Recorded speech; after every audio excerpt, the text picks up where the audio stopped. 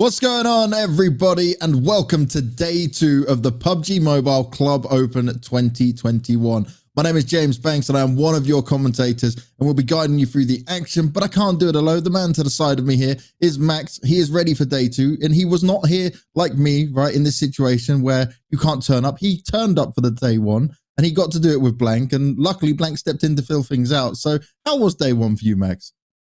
I gotta say, day 1 was real good amount of fun, James, coming into this one. I really enjoyed it. I think that the African playstyle has a lot to add in like the overall international scene coming into PUBG Mobile, because before they were mixed up was the MENA region, but now they got their own respective region for the PMCO, and they're really blooming all together. They got some really fun playstyles. They do tend to play pretty central. We did see that happen yesterday, and we've got some teams that are really showing up to the occasion. But now we're going to have 2 other groups. We're going to have Group C and Group D happening with their games today that I can't wait to see what they can bring to the table. And that's what it's all about. Yes, you said it correctly. We are moving on to the other 2 groups. Remember, there's 4 groups we have here in total. We started with A and B just yesterday. Then we go on to C and D. And this is the schedule on your screens now. And it is the same all the way through. We're blessed with 2 Erangel games to come on through. But in the middle of that, we get a bit of Sanhok and a bit of Miramar. Now for you, Max, because this is our first time getting to commentate together. We did actually cover the first PMCO back in 2019, but we were doing different regions. Now, my favorite map when it comes to this is Miramar. What is yours? I mean, mine was Vikendi, and I'm still mourning Vikendi being taken away. It was, but now I gotta say, now because of Vikendi being taken away from the equation, I'm gonna say my favorite map is Erangel. It's the OG map, just like us OGs casting PMCO back in 2019. We're old now, we get it, we feel it. But overall, I gotta say Erangel is the map that these players know the most and is where you can expect them to perform the best. So purely based off that, and also because we had some wicked weird circles happening yesterday on game 1 and game 4, Erangel has to be the one I'm looking out for, because also we have like 50% of our games are going to be Erangel. So you have to like and also perform good on the map. If you don't, you can potentially fall really far behind.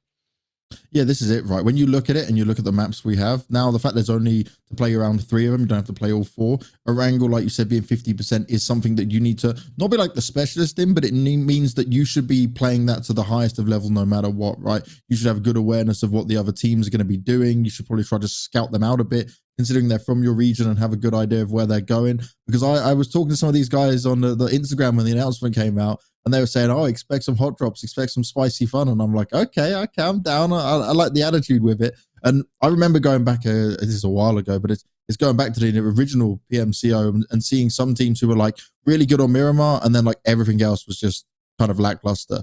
And that's where you even if you're the best, you cannot make up enough points. So you have to play it smart. And that also shows up in big tournaments like the PMGC in Dubai. You got teams that from China, mainly Foreign Men and also Nova Esports, they only play Miramar and also Erangel in the competitive scene, specifically for China, not the other maps like Vikendi or Sanhok. And they, because of their speciality on those maps that are played so heavily also in that kind of tournament format, well, right on the first day, Foreign Men come in hot, take 2 wins on Erangel, on the 2 Erangel maps actually of the day. So it really goes to show that if you are able to specialize on maps like this, like Erangel, for example, you will be in a really good state. But also got some Sanhok, and I think that Sanhok has to be the hardest map when it comes to specializing in that map, because it's all in the air. You never know what happens on the Sanhok game, so it makes it a little bit hard to specialize on it. I've got some fond memories of seeing some crazy Sanhok games though as well, so I'm all down for it. Now, when we're looking at these 2 groups, we're looking at C and D. I've been trying to scout out and get some extra information in here, and this is the beauty of it all, right? We get to learn some more about teams we have not heard of before. There's one team at the moment in Group C, which is KHK Esports. They currently at the moment are representing the South African region in the Red Bull MEO Season 3. And they're a team that I've been told to keep a good eye out. And then when it comes to Group D, we need to keep an eye on Slime 4K, who finished 2nd in the Umsan. I'm going to say it's really, I tried to get the pronunciation correct. Umsansi Esport $30,000 league, where they took 1st place. So they've already won a big chunk of change. That's not bad at all. And the rankings you're going to see right now on your screen is where we're at after day 1. But remember, the teams we're just mentioning, they haven't played yet. They now get to make their mark. But you were there yesterday, Max. I'm going to just question how some teams have so little points across 4 games. I've got to be honest, that's not the greatest of starts. Well, for Limitless Esports especially, I think that Limitless Esports have potentially found their limit at least yesterday. They only played 2 games though, so that's also something to keep in mind. So hopefully they can Okay. catch up a little bit because they are a little bit behind in games played. But 777, I'm sorry, but they had one of the worst breaches in Miramar yesterday, just nading themselves, mollying themselves. So those are some mistakes that hopefully they can look to iron out, not today because they're not playing, but coming into the next few days of the event. But overall, I'm looking at the top side of the standings and some teams that really, really surprised me. God Sent Temper, without a chicken dinner. Also, same for Gun that are in second position currently. They take first and second position both with 48 points. Going to show that what I was talking initially at the start of the stream yesterday was blank. Getting chicken dinners on the long form tournament format like this, sure, it's great, but the teams that are going to be the most consistent will be the most rewarded. And teams like God Sent Temper and Gun are the teams that really stand out to me as in kind of really living up to that consistent team that I'm expecting to see in a PMCO format. Yeah, and I love that you've touched on that, right? When it comes to consistency, consistency doesn't just mean placements, right? If you can sit within, say, I don't know, the top 6 placements on a regular basis, but you're also taking smart fights, yeah? You're playing the numbers to your advantage in whatever way possible. You can rack up enough kill points on top of placement points to make it a big success. Because I've seen many teams walk away with across the whole season, right? The whole first part. They'll look there and they'll go, oh, we won 2 or 3 of the games. And it's like, okay, yeah, that's great. But then after that, they've been struggling, or they won their games without being able to take so many fights and not being able to take the kills. Now, there's always that risk versus reward element that comes into it. But you'll notice the smarter teams, they'll try and third party as much as possible, right? They'll try and jump in on other fights, get a few of those points, but also keep themselves in a safe distance where, okay, but we're being careful on the placements. And it's also timing. You don't want to maybe jump into a big fight so early on that's not going to benefit you. Okay, you might fight for a position at the beginning, but I think there's a lot of smarter teams who decide, actually, you know what, I'm going to back away. I'm going to actually not take this fight. I'll give up the space because I want to play the long game with this. And sometimes you get so focused on what's in front of you that you forget about the overall picture with it. Yeah, we're talking here, of course, of a situation where they have an option. One thing you're also mentioning, like we have a lot of teams here that have very little points, like 8 points, 7 points, 2 points coming out from a few of these bottom teams. The main reason why I'm also seeing that happen is that they have no option. Their only option is to go straight into the circle. And reason why is because they delay their early game rotations on like phase 2, phase 3 way too much. And that is going to cause them so many issues because the moment you decide to rotate late, you just don't have an option anymore. You can't decide, oh, I want to go for this compound because you like playing here, or we can decide to wrap around the circle. No, because you're ticking down because of the blue zone. So hopefully I'm expecting to see a lot of teams also, maybe not today because this is still the first day for Group C and Group D, but in the next few days coming up for the group stage to see teams improve over time, which is the best strength of any team that I got to say in these kind of tournaments is, sure, you can have a day where you have a really, really, really bad day, which happens, happens to the best of us, but hopefully you can take feedback, improve, do VOD review, and off of that improvement, potentially get in the top 16, because here at the end of the tournament, especially of the top group stage, I should say, you need to make in the top 16, which is like 50% of the lobby is going to be gone in next, like until Sunday. And after Sunday, 16 of the teams are gone off the entire event. So I got to say here, top 50 is not that complicated, but it still requires you to be able to look a little bit ahead, improve over time. And if you can do so, anyone can really make it. And when you touched on one point there, right, VOD review is so important, and people may underestimate like how strong that is. But even for us as commentators, to look back at what you've done, to look at what mistakes you made, and look at how you can improve, make sure you don't make those mistakes again, is such a key factor, especially for some of these teams that might go, oh, look, okay, we rotated too late here. Like, this is a very basic mistake. Okay, you can understand that. But also when you're looking at certain fights or engagements, if you maybe, I don't know, you're split too far away. So say we got some players who are running up too far forward. You've still got a couple of your other teammates looting elsewhere. You've got to be careful of things like that where you can get separated and stuff. So there's little details that I think all teams should be very careful of and really take their time to understand the intricacies of what's going on here, because this isn't just like, oh, I'm the best shooter, I'm just going to go and take the fights. Everything in this revolves around the team play. And that's where we come back to that consistency, and the teamwork coming into it is such a huge factor that I think some teams just go, oh, we're just playing it like a public game again. It's like, well, they get slightly higher stakes with this one. And as you said, 50%. Remember, we go from 32 to 16. That is a lot of teams that are going to wiped off. And then the competition only gets tougher from there, right? So if you're at the bottom of the 16 that just about make it through, that's your perfect time where we have a few days break to say, okay, I need to look at everything, because I know day after day, right? Like maybe group A and B right now probably should be watching this to have a look at who they might be fighting up against in later days, seeing what could be going on, because eventually we're going to get spots where they're going to be kind of contested every time because you're going to drop on the same landing area. You might be looking at a team and go, actually, I like what they're doing. Maybe I can add that into my game. There's always it. And actually, the other point, which is hugely underrated, other regions. Just because you're looking at teams within your regions, look at what some of the best teams from other regions are doing. It might be a different play style that you can actually add and further add another level to your game. I would definitely be really very knowledgeable about that, because when I go on Reddit, I steal a bunch of memes, and it's the same for esports. Just steal a bunch of strategies and you should be good to go. And I can currently see on the YouTube chat, I'm seeing a lot of players from Group A and Group B. They currently look in on the stream. They're just talking around and having some fun. This is definitely a stream they want to look out for. So I got to say, you guys are in the chat, hey, big ups to you guys. That is exactly what you should be doing into this. We should be diving, I believe, in game number 1 very, very soon. It's going to be, of course, played on Erangel, the map that we said it earlier. These teams should know their very, very best. So overall, we can expect some good games. But yesterday, you saw the VODs here, Banks. We had some wild circles, like, northern side, beach finish. We had some also potentially almost close to city finishes. Like, the games are insane. I'm just hoping that for this one, we're just going to have, like, normal circles, and we're not going to bully the players, hopefully, and just have some normal PUBG for once, hopefully. Did you ask for normal circles, Max? I'm the opposite. I'm the one that wants the craziness going in there. I want a really tough south military, half covered in water. Let's go, all guns blazing. Everyone's just charging down south, because that's when you see the real test, right? Because, okay, some teams can get unlucky and you go, okay, we're just not making that. But you see teams that are reactive and adaptive really fast. And that's what I love to see. It gives me a real test of some of these players.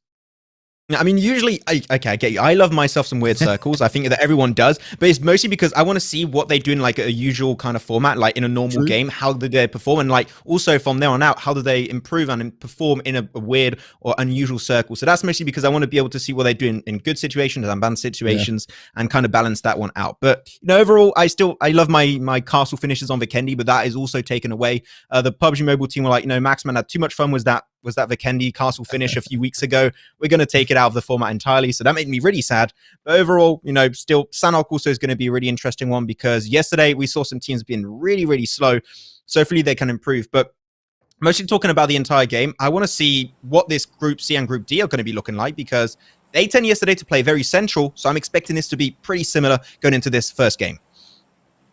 Well, we are going into this first game. And before we get into it, I need to remember to say a big thanks to Renault 5G, the Born to Win. They are the coming Oppo Renault 5 series that will be the official designated smartphone of PUBG Mobile for the Middle East and Africa esports in 2021. So equip yourself with excellent hardware and software for gaming. This device should always be your lift to the upgraded fun and enjoyment in the battlefield. And that's all we want, right? High quality games, which we're about to see right now. And all right, we're going down from the southeast side of things up towards the north, just over Severny to start things off with.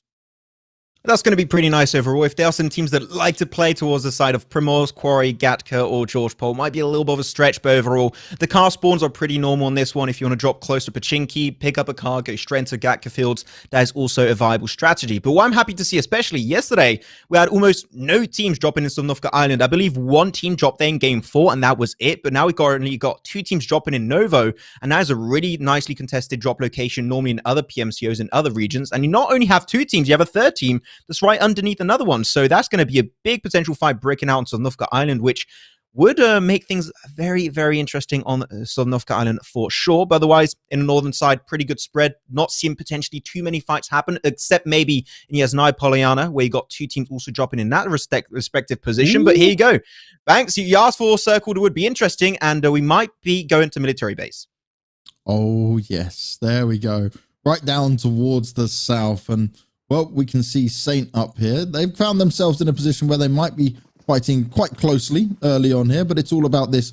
Are we going to evade and get out of here, or are we going to stick around to see what's going to happen? And I think they're making the right decision, because we're already seeing some nice weaponry put in their hands here, and that's what they want to be careful of. This kind of action going on very early on. They're going to be shot at quite massively to start off with. Big damage being done, and Lord, but he's already found himself knocked down, and they are unrelenting. They are taking full advantage of this. Saint are going to get pushed away from this one. They just can't do anything for us. And I seem like I have a little bit of audio glitch. I'm not sure what's happening here. We'll see exactly. Anyways, here, team number 10. Oh. Wait.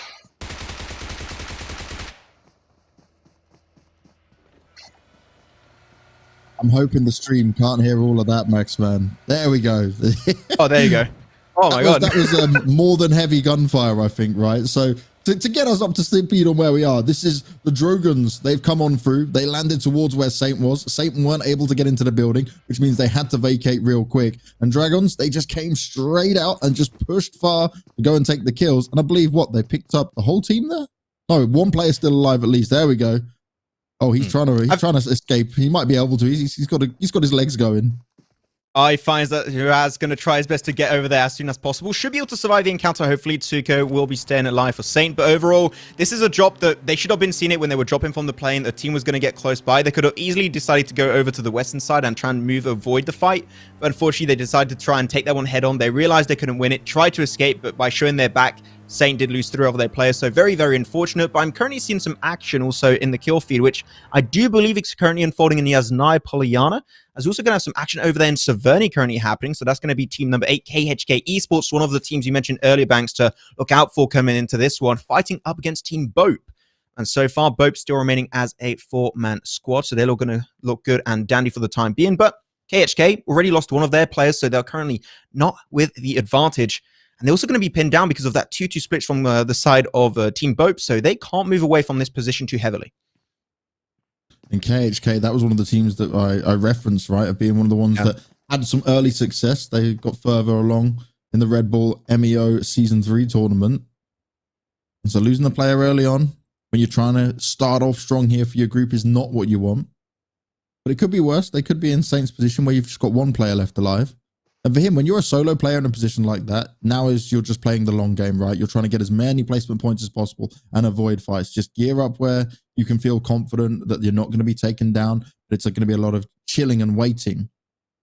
But here we go. We got Black Ice here, and he hears a lot of what's going on. He's looking to try and make some more damage onto KHK.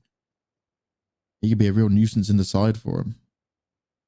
I just actually realized, KHK, they still got another player alive. He's just not there. And he must have dropped really far away. But there you go. Saitama finds the initial shot with the Uzi onto Mercury. But now are they going to push on over? They still got to cross over the road. So this would ask a lot of commitment. But here it is. Another player joins up into the party. That's going to be Sully, putting him back as a 4-man squad. But the smokes are coming on through, showing here the intention to push and initiate. And this is what you're expecting here from KHK. Sully, the in-game leader for the team. He pushes on forward. He got the opening pick off onto him. And he now wants to keep the hopes and dreams alive for his teammates. Marsha making his way forward. Burley going to try his best to try and confirm that kill onto Saitama. That was going to be 1 point confirmed for them. Even if they die, at least that's going to make matters a little bit easier in the overall standings. And Sully does indeed confirm it, up to 2 frags already. It seemed like Bope that initially had the advantage. They're kind of struggling in this one pretty heavily. Now KHK up to 2 kills. They're going to try and now put their focus onto Marsha that has got the knock onto Reverb, but he's going to have a lot on his plate here, Banks. Yeah, there is a hell of a lot going on around him. With 2 teammates down already, he needs to make the decision on, do I back away from this or do I try and make a big move and put the numbers into our favor? He also has to be careful that it's kind of in a position where he can be swarmed around. You see 3 members of KHK all stacked up. They're getting revived onto the other to keep all the players alive. And Bope, they are just out here waiting for now. Manrobe was especially on the rooftop, going to gather a lot of information for his team, or for his team. His teammates, there's only 2 going to be remaining now. As Sully with the off angle, though, also putting them in a position where Marsha can't do anything. He can't move away from that wall too easily. If he gets up to peak, you know that Sully can easily find that headshot, especially with a DP. That is a deadly weapon at that kind of range, and you don't want to give the information over. So here, KHK, they're feeling it. They're feeling the vibe. They're feeling confident. And they're going to try their best to confirm those 2 extra kills, get the squad wipe. And the moment that's done, Severny is all for them. They can finish up their looting stage. But they got to move soon too, because Phase 1 Circle is already 50% closed up. And it did heavily go down south towards Novka Island. So the moment this fight ends, they got to move away instantly and kick off that rotation. As now they're just going to be scouting left, right, and center every nook and cranny of this compound to see if they can find Manrobe. The intel has been given over potentially very soon. Yeah, they are fully on the hunt. And that blue's going to start to come in as well. And that's going to put the pressure on. Okay, it's not high damage at this point, but it will still tick away. And as you're the one kind of forced into a corner, you may be hearing them starting to get their legs on and decide they're going to back away from this. But you've also got to know when it could be safe for you. And now Bope are just going to be left with their 2 members in the back line. They might try and take some shots here at KHK, but really they got to think about survival. Some long distance shots are going to be taken. Nice bit of damage. It's not bad at all. Oh, really good. Solid work from him. That is a spray down and a half. Just chunked down the bill of HP on everyone and also almost got one knockdown for himself. Sees another. Well, how does he see that? Okay, we can see with the X-ray. If we did not have the X-ray, he would not be able to see that. Damn, I gotta say, he's got some 20/20 vision in this one, Manro Bay, though. That's going to allow them also to potentially stay alive in this game. Both are going to get into the car if they can find one, hopefully, but they only used one for the side of KHK, so hopefully another car has indeed spawned inside of this compound. So things are going to get just a little bit calmer for the time being as they do have to put their focus on rotations. But now, also, team number 5, Undisputed African Esports, in a really, really strong position, I do have to say. Currently got the compound south of the Eastern Bridge on Sovnovka. If teams try to rotate there early on, they're going to be the gatekeepers of the lobby, and they can potentially pick up a few kills along the way. But this compound, in general, it is not easy to gatekeep from Sovnovka Island itself. It's easier to always gatekeep from the northern mainland. So if they want to take it, still good potential, but it's not going to be the easiest gatekeeping to execute. Now we see Unk making their way, continue to push around. They're going to keep scouting out further forward, being very cautious. You can see that. I like the check. You want to make sure that there's no one just waiting by in a car that could be very elusive. But now with where the circle lies, a lot of teams are still finding their way in. But it's the Drogons that have found themselves right dead center of military base for now, and the circle will keep them sitting pretty. Will force more players down towards the south. And that now becomes problematic. There is only a little bit of room. And I said I wanted a crazy circle, Max. Well, we might just be getting it. Because it is going to be a death trap for a lot of these teams to try and work their way across. And now we're back with they were going to have to give it a BBC. shot. Yeah, BBC also, they're going to have to take their fight. Currently was Team GS. That's going to be a little bit of point of contestment into Milta and Milta Power section. Nice rotation coming out from both teams, but seem like GS, they're kind of currently looking for a boat that I'm not sure if one currently spawned on that coastal line. It does happen from time to time, but the odds of that happening are pretty slim, so going to be looking out for it. Potentially one coming up very soon. But here, the Western Bridge is going to be a big point of contestment, as you can see early on the minimap.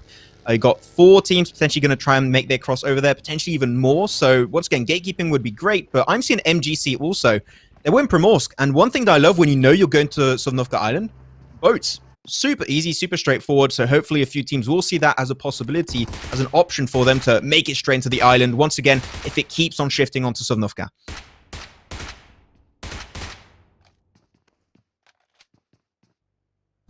A few warning shots. It's always key to keep them at bay. You can play a bit of the distraction element to come in there as well. Fire off the shots, try and keep them away and make sure that, okay, even if you're just a couple of players here, you want to make sure you hold the space. There's always the choice between trying to trick them and allow them to fall into you. Or if you want to keep them at bay and you start spending the bullets, making some noise, and try and keep the challenge away. Greedy 4 kills in a gas station. A position that when you're in there, it is strong to hold on to and to gatekeep teams away from it. But the moment you have to shift away from that position, it gets a little bit tricky as it is a pretty open land position all around it. So you've got to be very wary and also put a big emphasis on scouting around these positions to make sure you don't get instantly shut down the moment you decide to move away. So hopefully that's not going to happen.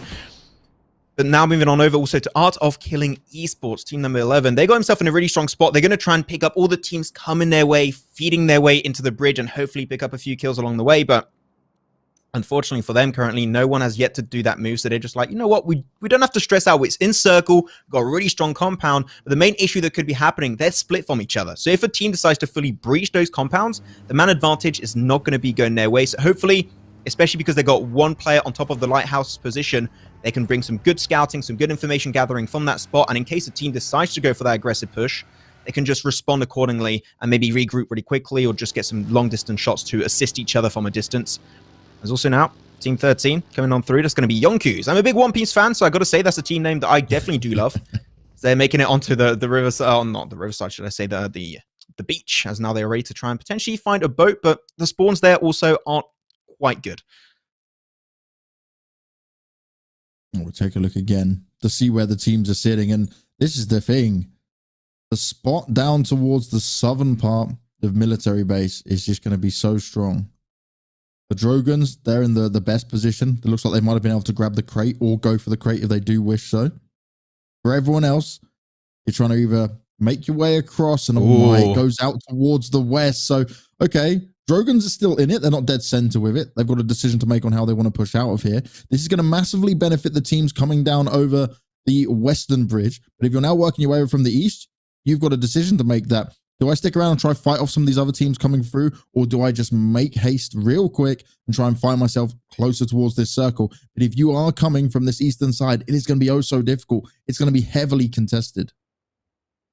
You got one compound that's dead center of that circle, almost a little bit north of the center side. It is super, super strong, but the only way to get easy access to it is to go for a boat rotation if you want to be the first team on that position. So I'm seeing a lot of teams.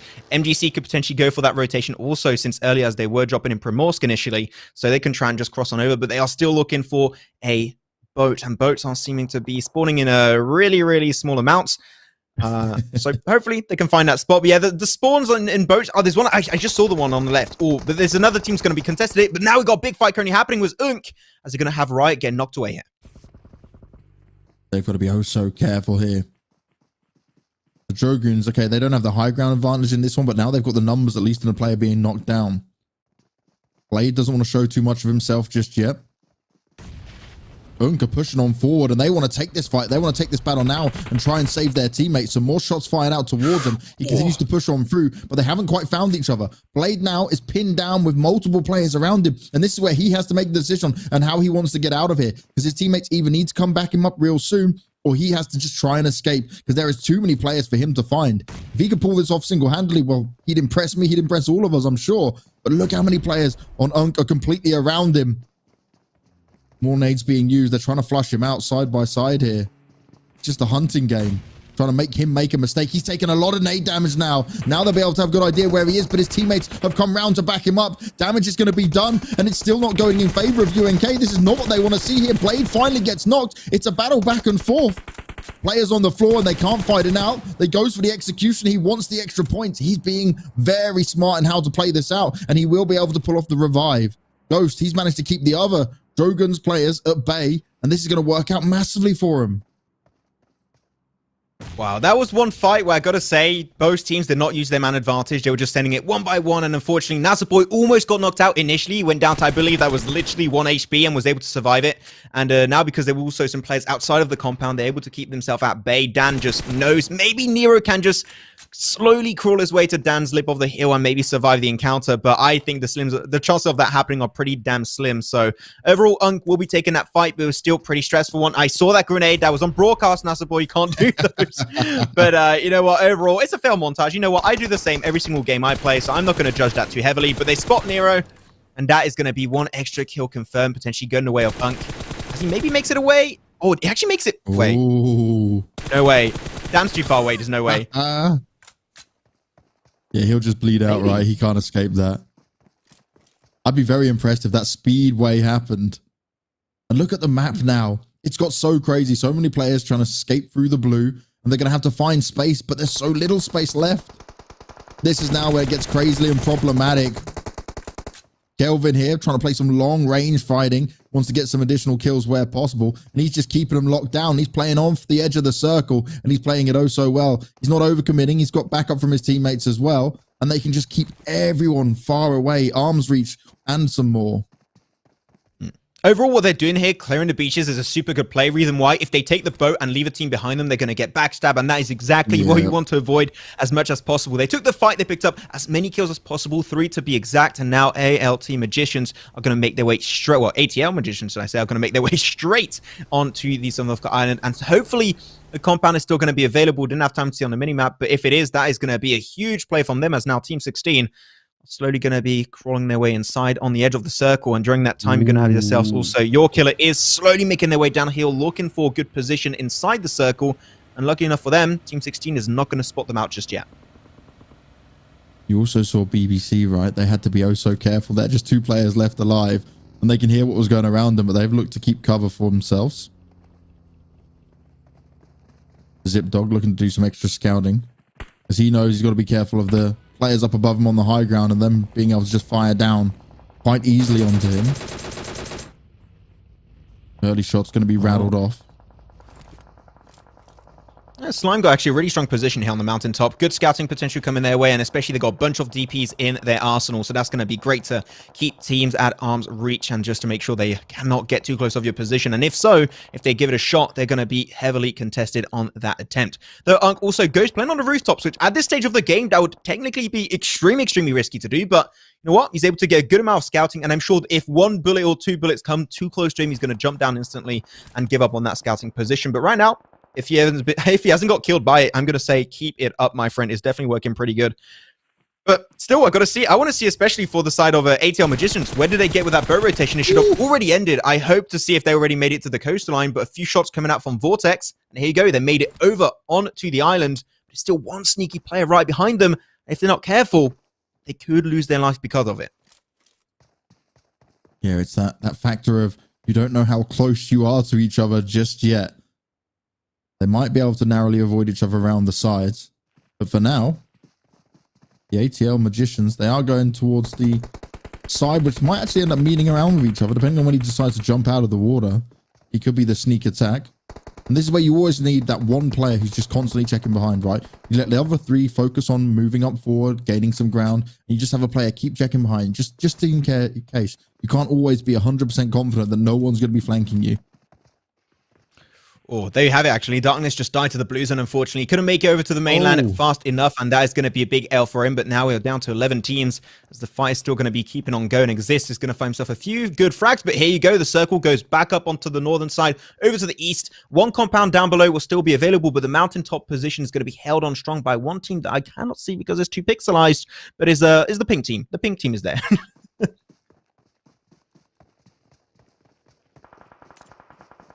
Let's see. Nah, I can't see the names. Yeah, it's a little bit too hard. I'm trying. I got my glasses there for a second. I was like, no, I can't see it, unfortunately. I've got glasses and I still can't see at that distance. Although a breach coming on through. That's going to be from Undisputed African Esports, trying their best to take this position. It is a really strong spot just for the long game. They're going to go for the four-man crash and hopefully denied away on team number 11, which is Art of Killing Esports. But they seem like they don't really want to take this fight head on, so they just retreated a little bit, take things a little bit slower.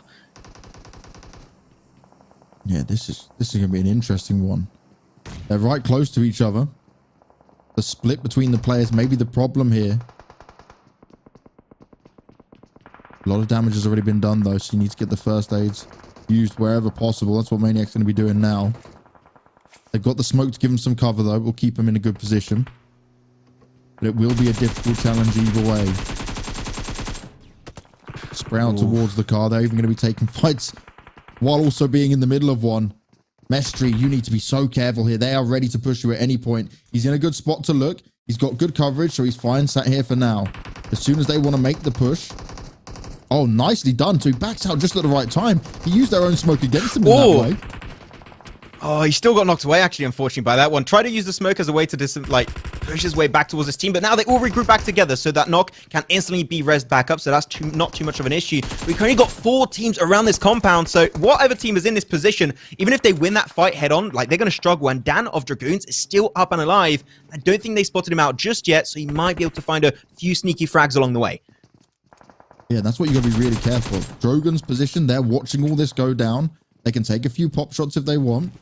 Dan can just have a look and say, okay, I don't have to fully commit to this, but if I see someone, I might be able to get away with it. Now, Skull for now. Oof. MGC, though, they're still taking their fights currently on the western side of the map. They're going to try their best to get encountered. TBBC going to lose Aimless to the Blue Zone, so I believe that's them eliminated in 10th, if I'm not mistaken. So a lot of teams currently going to be dying out to the blue, as there's not many positions to hold on to, and you have to take a fight head on if you want to be able to hold on to a position. Samuka, though, able to hold on strongly and pushing away the side of YK, Team 15, Your Killer is. They're not going to be able to take that fight. And actually, one of their players, Fantasy, gets knocked away. Samuka's just able to hold their team in a good position. If he moved away, they would just get collapsed upon so heavily, and they would not be able to hold on to it. But now, also on the mountaintop position, that is Slime for 4KT. They're alone on the mountaintop position. They're the closest to the circle. If they take that position initially, and they go there first, they might be able to snatch away the win. It's all about finding the right time for it. Samuka up here for now. No kills for him, but his team are still in a great spot. It's just how they want to push from here. We can see he's looking towards where Dan might be. Whoa. Just about spotted him. Great eyesight with that one. Dan, he's going to struggle to move anytime soon. And I said about him taking some shots and trying to be engaged in the fights, but then just avoiding going down, considering I think he is the only member of Drogon's left alive. But there is so much going on around here. It's all about the risk versus reward on how you want to play this out, because now the placement points start to kick on a high value. The thing is also, whatever teams are currently still in this compound, they're going to make it uphill after that one, and that is just going to be the worst kind of scenario you're looking for. Dan slowly sneaks his way away from the building. The smoke comes on through, but unfortunately, Samuka's guy's eyes pried open for that one, waiting for his time to strike while the iron is still hot. MGC still fighting on through. We can't see them currently on the minimap, but I'm sure they're taking a bunch of good frags for themselves. But there you go. Dan gets spotted away. That's going to be Dragoons out in overall 7th position. 6 teams now remain here. Still, the teams in the compound, as I said, they got to make it up there. The smokes are coming on through. They want to try their best, but you cannot go for a move like that. If you want to be able to make it uphill, safe and sound, you got to clear the entire compound or just dissipate away from each other, which I don't think any of these teams have the intention to just leave and wrap around the circle, because at this stage on phase 6, wrapping around the circle on the outskirts without information is just a death call. Oh, yes. And UAE, I'm impressed that they're even still picking up kills from this, because they have been fighting for so long. Many of their players being knocked, but they keep getting back up. They've got to be able to try and hold on for as long as possible here, because like you mentioned, trying to push on up the hill, that's where the real challenge begins. Now they start to go out towards their cars. There's some extra cover fire going on. Sahil, he's looking to take as much of an advantage as he can on that one. But he's being careful because there's so many players around him still. Oh, just as I said, Art of Killing tried to go up, and there's still a team remaining in the compound in the hands of Undisputed African Esports. And they're just like, yeah, easy shot from behind. Like, you can do literally nothing from that position. You have to clear out the compound before trying to go for an aggressive play like that. But now the blue is on their position, and this is looking like we shall be losing all of these teams down here. One team was able to make it out alive. It was actually in the form of Your Killer Is, but here you go. They're going to now push their way out, and AOK going to try their best. Big fight has to be taken. But it's UAE that'll win that first duel. Now the first aid kit's going to be pulled. And then he's going to have to make another charge, another attack. And that's all it's going to be from here on out. With 4 teams remaining, it's all about the firefights. Now for 4KT, they came in. And they were told to me this is one of the better teams from the region right now. They're in a position where they've got 4 kills already. Just 2 players alive in this one. Storm, he's still alive, the in-game leader for the team. And if he can somehow lead his way to success with this, that could be an interesting... And this is great. The information I was given, Max, the 2 teams that are supposed to be the favorites in these groups are currently still alive, and they got a good amount of kills with it. Whoever your informant is, I got to say, that's an A+. A+ informant. Definitely giving some good information over there. But KHK, especially because of that spread, they got so much intel, but they're going to go for the car rotation at this stage? That's a weird call, but you know what? They're going to have one of their players knocked away instantly. That is not what you want to see happen. They took the risk, and it really didn't pay off. Oh, so he'll going to slowly try and snake his way up. And when you're talking about my informant, yeah. Mamba has been helping me massively. That's his name. And he just told us as well, it's 4KT and UNK, not UNC. So we don't say it that way. That was my bad on that, I believe. But there we go. We'll learn throughout all of this. This way, he's on point. He knows it from start to finish. Hey, you know what? We say the player's got to learn and improve over time. It is same for us casters also. We'll learn and improve over time. So feel free to send feedback and information our way, guys. We will greatly appreciate it. But now, down to these final top 3 teams. As I said it, I am loving it coming out from the side of KHK Esports. They got themselves such a great spread, a 3-1 split to be specific, and they're just waiting to spot that one pixel worth of plays there, Banks. And the moment they spot that one out, there you go, exactly like now. That's a double frag, and now it's down to 2 teams. The perfect time there. Just to jump up, take the fight, prone back down, and keep yourself in a good spot. KHK going to take full advantage of this, though. They've heard what's going on. The nades are going out as well. They jump up in the nick of time, and now there's just 2 teams left alive. The nade paid off. They're up at 10 kills, but they're looking for first place. But that is not what he wanted to see happen there. He gets chipped away at, and now he needs to see if he can get the revive on. Mercury's close to him. They put the smoke down to provide them with some cover, but it's still very scary to fight for. You can see Sully, he's going to go and take a position further away from them. And the reason he's doing for that is that he might be able to pinpoint and distract them to ensure the revive's going up that little bit further, just in case YKI want to make a big attack going up forward. But it is a 2 versus 3. It is in favor of KHK, and they also have the high ground with it. They're looking for a big win with a lot of kills to kick things off with for the group here. I just love that they already got Sully, moved him instantly. The circle shifted away for phase 8. Boom, you go straight into the circle. Just locate that position under our control. You're going to be the anchor point. And now because of him being already in that position, they know it's clear. The entire team decide to move on forward. And now they just got to keep their eyes out for the side of your killer is. The grenades are going to slowly fly on by. Never know, can maybe find himself a good knockdown or two. But overall here, they're going to be pinned down. The blue zone is just inching them forward closer and closer to their doom, to the side of KHK. And the moment they get over this little lip of the hill, this should be game over for them. Oh, that was always going to be ready and waiting for them. They tried to jump up. They tried to take the fight, but it's not going to work out. And KHK, they're going to walk away with a win with a lot of kills in that one. Not bad at all for your opening game to take the first place. Now, we spoke about consistency, Max, right? And we said, well, sometimes you don't even need to win. You can just get a good amount of kills. Well, KHK just said, we're going to take it all. We're going to have everything. And also for KHK, we're looking at this one. I checked the circle earlier. They were one of the few teams that decided to not take a boat. No. That's too much of a gamer move to do. No, we're going to go for the next level. We're going to just swim. And they swam the entire way through the river. And actually, that usually very rarely will be rewarding because they were also having a team existence right down south of their position, trying to gatekeep them. But KHK able to take it through thick and thin, make it on the top side of the position of that mountain. And then from the point where you got the high ground, if it was also a Star Wars movie, it would be game over. And that was indeed the case here. KHK able to take the dub dominantly with a good amount of frags coming their way. Also, I got to say, big props to them, but also your killer is. There were a team that was part of the 5 teams down in the compound down that mountainside. And I said, whichever team is in there, I do not think anyone will make it alive. But because the fight was roaring with all the other teams and they were not really directly involved, they're like, you know what, we're going to use that as a way to move the attention away from us and make our way into the circle, which is exactly what they did. And because of that, they take away second position, despite being in one of the trickiest positions, I would like to say, in that game. So overall, really good showing from a lot of these teams. And once again, Banks, your informant, top tier, knows exactly what he's talking about. KHK, show him what they can do if they play like this the entire time. Like, they're going to make it top 16, like, easy peasy. Not too much of an issue for them.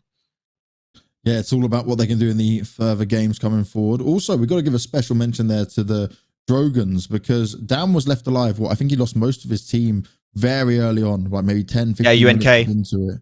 And we saw them basically struggle, but Dan still managed to get 3 kills when he was a solo player. That on its own, right? Just taking a few shots here and there, trying to play as smart as possible, isn't a bad way to end it. As long as you just get some consistent points coming up your way, it doesn't matter how you do it. People might judge you in the chat, but you know, we do not care about people judging you in the chat. That's fine. Do what you have to do. And if you get the points, that is what the most important actually is. So still good showing from a lot of these teams in this first game.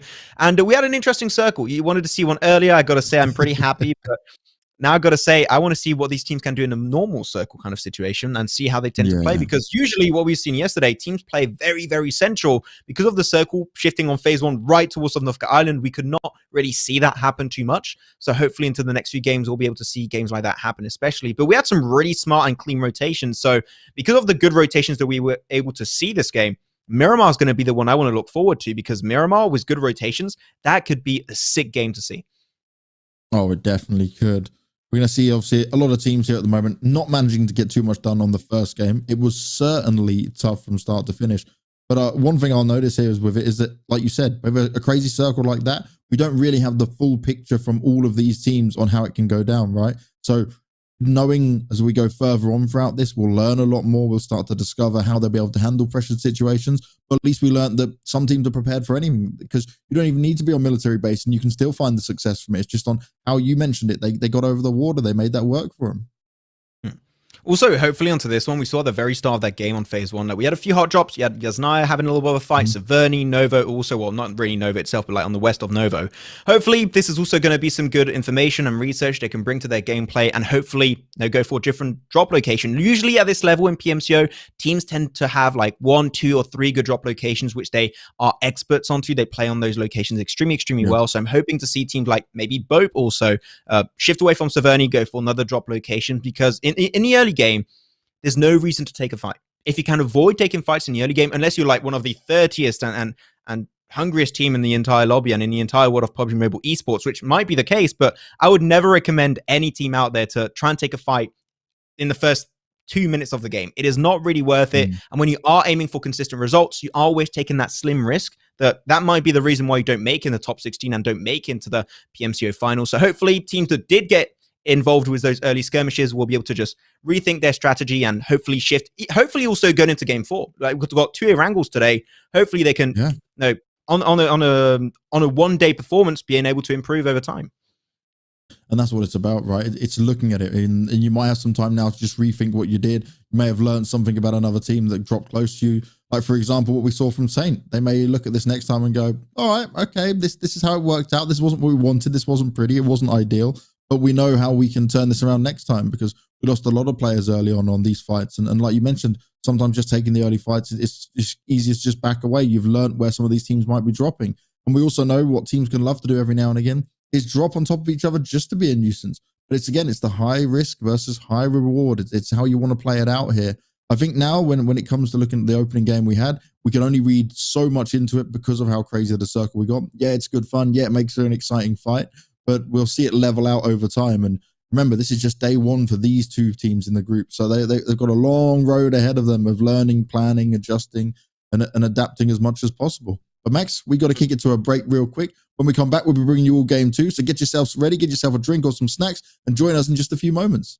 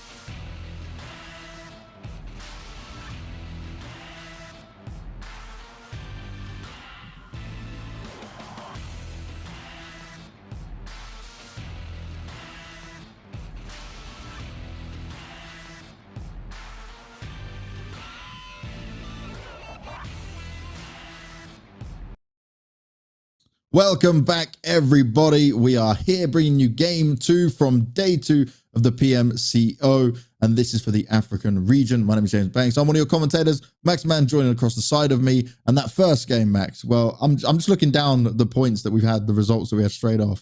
And KHK, not only did they win, but they also, we spoke about the consistency. They get 15 placement points off that, then 11 for kill points, a 26-point game to start things off with. They're nicely up on the leaderboard just off the very first game. You might also be thinking that this would be like the point record so far in the tournament after 5 games, but no, we already got another team yesterday. They got 35 points in one game, was a 20 kill point. In what that was insane. Like that was a Miramar game yesterday. But still, KHK, that's the second best point game, like in one game alone so far. So really good showing from KHK Esport. And once again, they came from a position where they crossed over the river by swimming. You were thinking they were going to get gate kept. They went dead center circle, gate kept that position. And because they were controlling the tippity top of the mountain, they were just picking up kills every single time the team was trying to contest their position. So overall, KHK played that one really, really good. Once again, the informant was top tier when he was coming down to the predictions, and good stuff all around from them. But also, I think that a lot of teams are like, okay, position circle, there's one compound still available, we're going to rush the compound. Sometimes that is not the best decision to do. Sometimes you should just try and go on the lip of the hill and make sure they're not going to get backstab outside of the blue zone. That isn't a good option, but there was literally 5 teams inside the compound down below. And because of that, only one team made it out alive. That ended up being the second position team. They were in the hands of a Slime 4 KT. So overall, they tried their best, but it was just not going to be enough for them. But hopefully teams understand that, no, compound not always equal good position. Sometimes compound, really bad. And we're going to have a look at the overall ranking after that. So we'll see where that puts.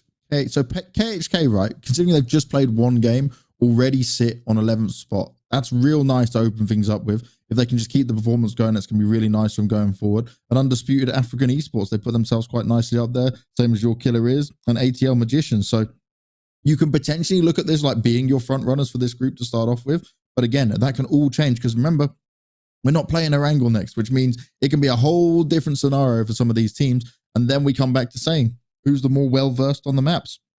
Who's feeling more confident when it comes to it? And one thing I always say of a team that gets the first game win, like you have that confidence to somehow take that through in a bit of momentum. And when people try to understand what momentum is, it's kind of like a way of trying to clarify that when you are more confident, you do things more confidently, right? You make less mistakes. You feel more empowered. So you can build up that momentum from the first game and say, do you know what? Okay, I am going to push this a little bit further forward. I am going to take a bigger risk here. But you're also in that mental state where you can make it pay off for you. You can make it work to your advantage.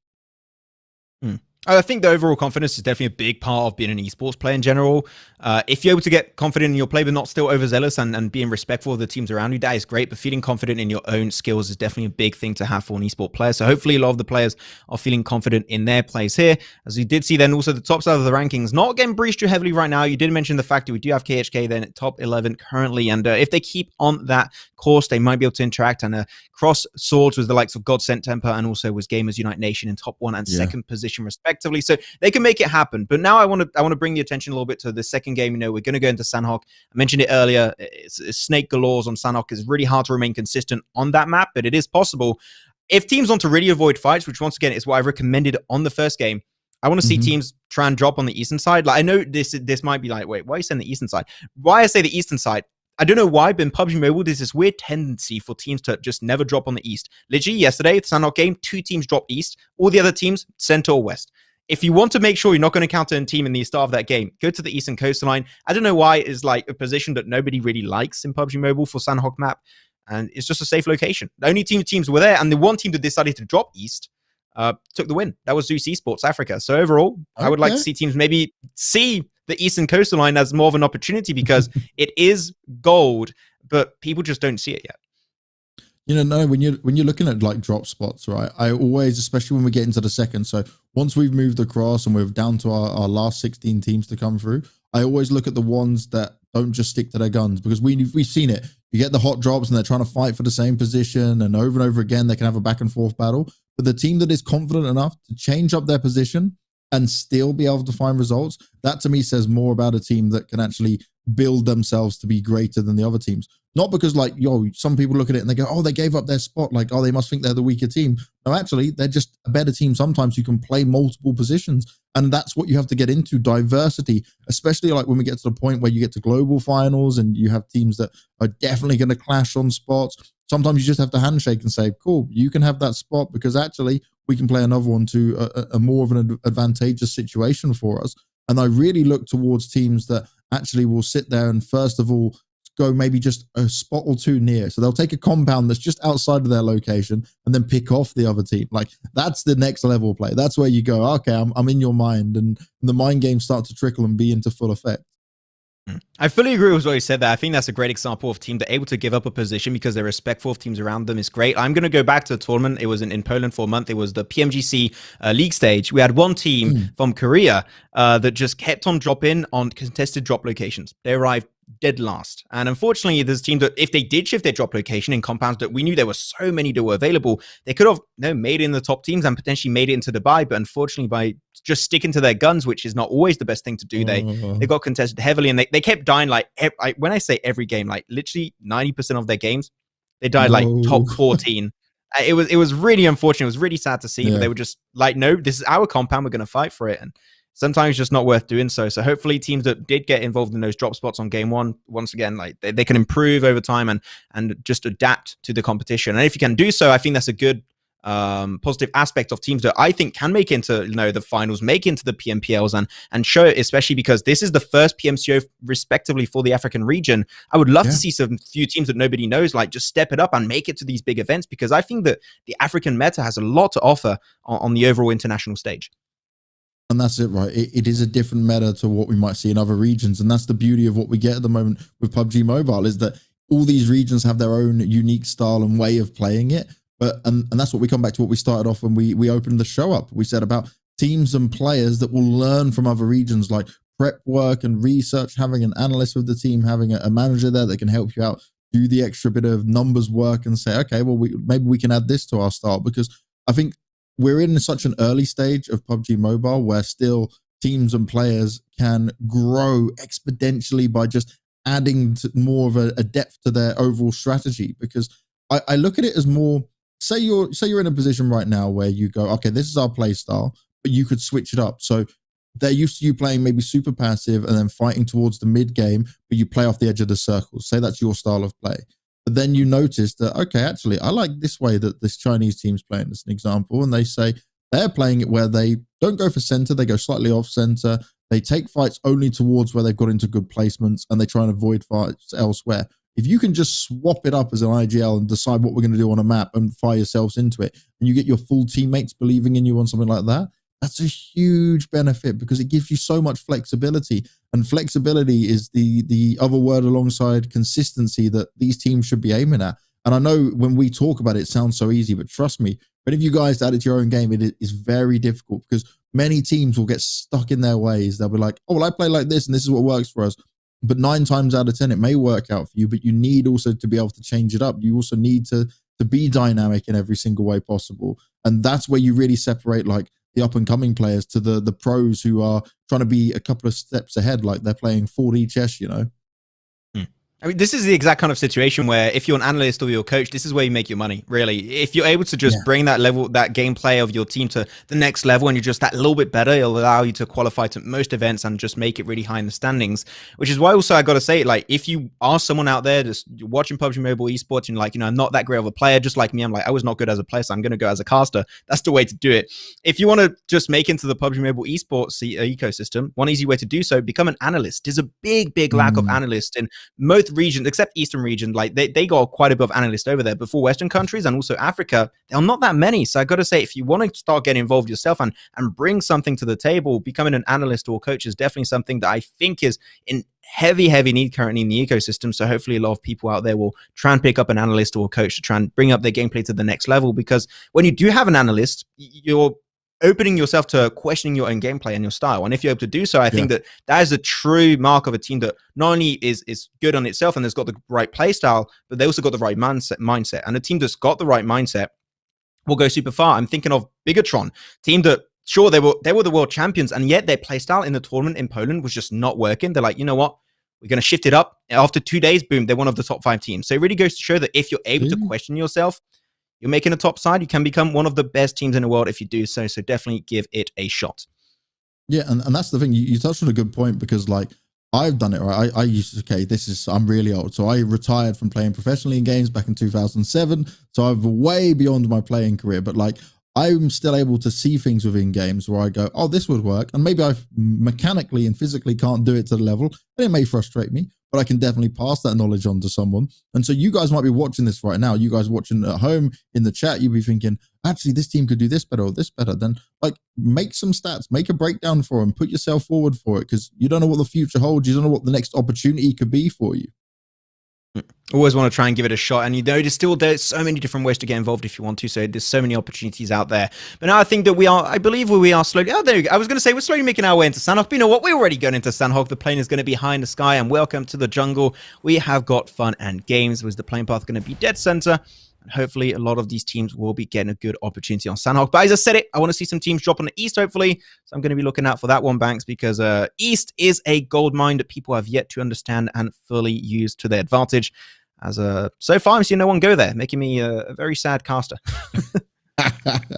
Sometimes it doesn't work out that way, does it, mate? Sometimes you try to give the advice, you hope they're going to take it. But these teams, they think they know better. And, well, they potentially should know better than us when it comes to the actual gameplay and how it's all going to pan out. But, you know, they may look at it and say after this game, they go, wait a second, actually, maybe towards this eastern side might be a bit nicer for us to go towards. Maybe Max was right the whole way through. But right now, when you look at this, oh, wow. Okay. Oh, damn. Okay. Not the worst circle to get right, because a lot of teams are facing off towards that. But right now, if you're looking at this, it's going to be heavily contested early on. There's a high amount of water spread up towards the north as well, which just cuts off your next circle a fair amount. Well, this is already basically, we're already in phase 2 right off the start. I think this is phase 1, but no, it was actually phase 2 in disguise. There's a lot less landmass to play around, and also there's that river in play, which is going to be so hard if you have to rotate from east to west or from west to east. So hopefully teams that are currently holding on to a position next to the riverside, and especially looking at new team, they're in a really good spot. Don't give away that position. Please, you have no reason to roam. Just get not roses close to your position, hold on to that spot, and if teams roam around, you might be able to pick up a few kills along the way. And even if you do not get kills, you'll still get an information. And information is key when you're playing a game, when you're playing a Battle Royale mode, just like PUBG Mobile. So hopefully teams understand the value of their positions when they drop there initially and can hold on and use it to their strength. But now also Dragoons, they got himself Camp Bravo. Really good looting stage, as Imperium likes to call it, is the poor man's boot camp. Looting stage, it's fantastic. Get everything that you need, and you should be in a really good spot. And they did drop into the eastern side. And we got 3 teams currently. We only got 3 teams, by the way, on the east, maybe a 4th you could encounter. So not too many teams did drop over there, so they should have a really laid-back early game. And that's what you want, right? That's the enjoyable moment where you can have a more of a chill early game in this. Some teams are definitely not going to be that lucky. And already here, Skull, he's aware there's a player that could be close by. He's checking all the corners. He's seeing if he can see one from a distance. He's already geared himself up a little bit nicer. But he needs to just be cautious. He's aware that someone might have dropped close enough by. BBC, they're going to send a nice spot for now. Nice and comfortable where they're going to be. And they didn't have the greatest start, right? I'm just going to go back to looking at the results from the first one we had here. And yeah, they got... Okay, so they got 1 placement point and 0 kill points, 1 point in total. It's less than ideal, but they could try and turn their luck around when it comes into playing in our second game. I also thought they would have a really good potential because they were one of the only teams to take a boat rotation south of Sandovka. So it was like Team BBC, hey, they're going to be uncontested on the southern coastal line, but unfortunately because of them delaying their rotation and playing very focused on the edge of circle, that's what eventually caused them to... Ooh, I lost your audio, Max.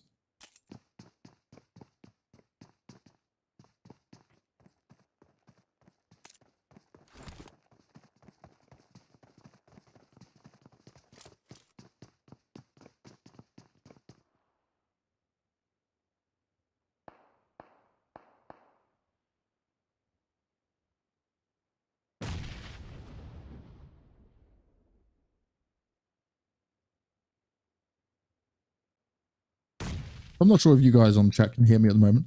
We're trying to figure out what's going on. I lost Max's audio, but I'm hoping he's still here with me. So we'll just cover what's going on. There's a fair amount of kills going down. It's U and K are able to pick it up.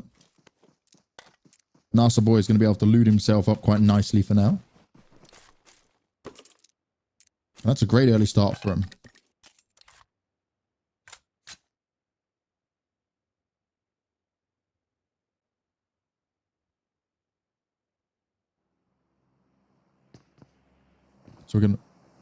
So we're gonna wait for Max to come back on in.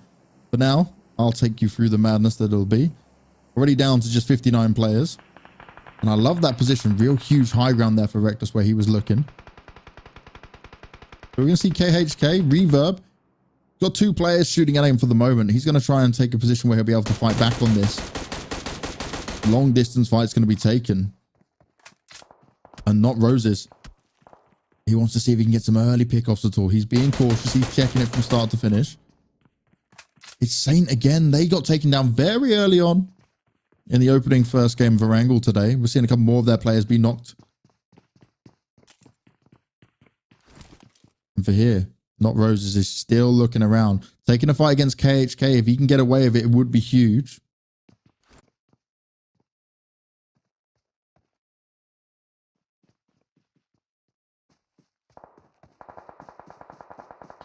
So for now, Max is he lost his electricity. I'm solo. I'm all alone. He's gonna try and get it back. He's gonna try and get it fixed. But for now, you've just got my voice, ladies and gentlemen. So bear with us as we try and work it out. And I'll try and work out exactly what Darkness might be able to do here. They've got a good setup. They've got a bit of a 2-2 split going on, but they need to ensure they're not pushed here. And KHK will try and pin them down in some way if possible.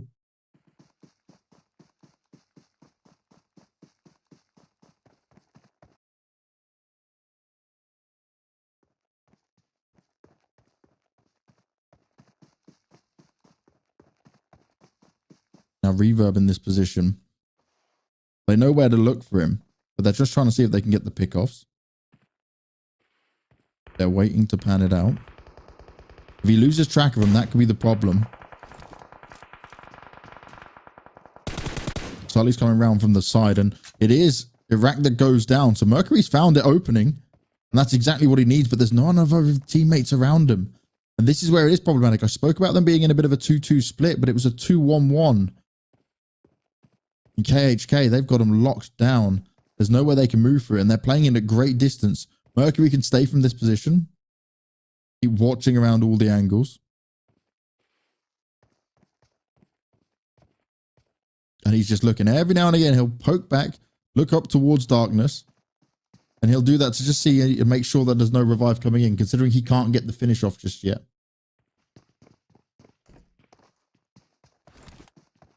It's relaxed that now wants to try and find a way in. They lost the rack already. Darkness was quite low. So already being down a player to try and take this fight now is going to be a lot more difficult. Hey, there we go. He's back.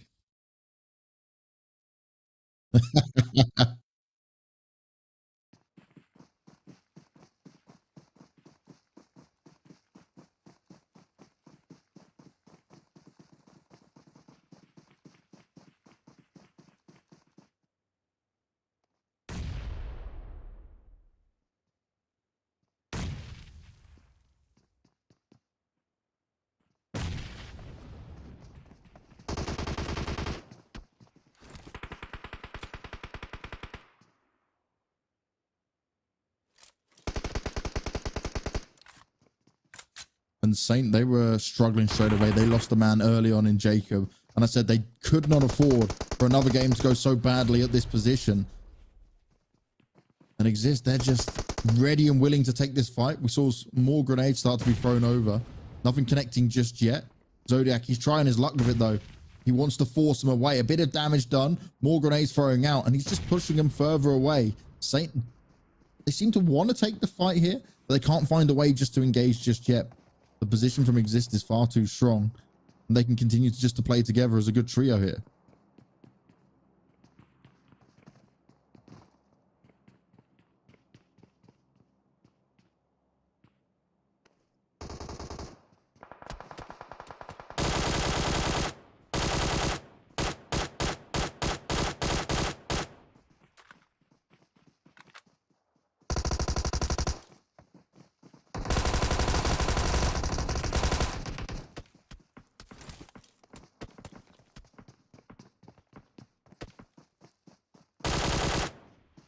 Ooh. Oh, Moon. He's getting away with it. Exists now. They were in such a good position, but Moon's going to try and save the day. If he can get the revives on, this will be huge, especially considering they lost Jacob so early on. They're hiding behind a tree and a rock. They've got themselves a chance. Apparently, I'm heard on the stream now. There you go. Okay, I should be heard. Max, I am here the whole time. I'm not losing my mind. But now chat don't think I'm talking to myself and just pretending you're here. That's always a good thing, you know. Yeah, so unfortunately my electricity cut out for a second, but we are good. We are good. We are back in a game. We are indeed gaming here. So 2 teams already got eliminated in this game. And the circle has tended then to go up north all the time. I've been watching on my 4G on my phone the entire time to make sure I could follow the action. So we are still off to a good start. Things are going to get a little bit interesting as time goes by, though. Now we're going to be moving on, especially to, I mentioned it earlier, new team. I think they had a really good drop location from the very, very start of that game. And they just didn't give it up. It's dead center. It's next to the river. So your gatekeeping potential is through the roof. The fact that they just held on to it that entire time, I think is great, showing that they understand the value of such a position. As Mercury just going to be moving down for KHK Esports. If you did miss the first game, KHK took that first game dominantly with still 3 players alive and still so many frags coming their way. So might be looking for back-to-back win here. That will be the first one for the African region. Now YMK with the high ground. They're able to do a lot of damage towards GS here. King trying to fire up and help out some of his teammates. Yeah. Loops a few grenades coming out. Will be able to get himself a nice few knocks. They want to try and initiate this one. Normally, they would be the team struggling because they are going downhill up against a compound. And they're still able to make things happen. So really good strength from Yonku's trying their best to confirm an extra kill. Their second frag so far in this Sanhok game. And that's going to make matters even worse for Ghazi squad. As now they only got a 2-man team. If they were thinking smart on this play, they should know that they do not want to take this. And that is indeed what they're going to be doing. They're retracting themselves away from that fight, moving back further away in the middle of that compound to make sure they're not going to take that fight head on. So I think overall, Ghazi squad, despite them losing that fight head on, they just are respectful, understand that this is a fight that we have a very low chance of winning. We're just going to give it up entirely, which that alone, I think, asks for a lot of respect from the team. Yeah, you have to respect it, right? That you're going to cut your losses. Okay, you lose a couple of players, but then you can still fight. And we saw what happened last time, right? For the Drogans, okay, it was just Dan left alive for a long time, but he managed to hold on. He managed to put himself in a position where he still picked up a few vital kills. And well, Riot, he's going to pick himself up some nice kills, but instead, the battle back comes in. It's a trade-off in knockdowns and Ghost. He's going to try and prone and snake his way to be able to help him out wherever possible. The revive's going to come in now from Techno. Smoke's going to be deployed over towards Riot. Misses him by quite a high amount there. They might try and just be a little bit more cautious on where they're going to choose to do this.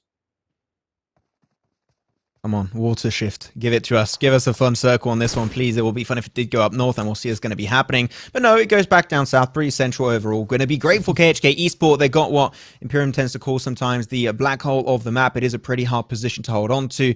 And if you're getting contested, you could struggle quite a bit because of it. But KHK, they got himself a great split of players too. A 2-2 split currently to control the north and the south. And I think that alone is going to make it enough for them to be able to keep control on that entire position. So KHK, once again, in a really strong position, and they're playing that position extremely well.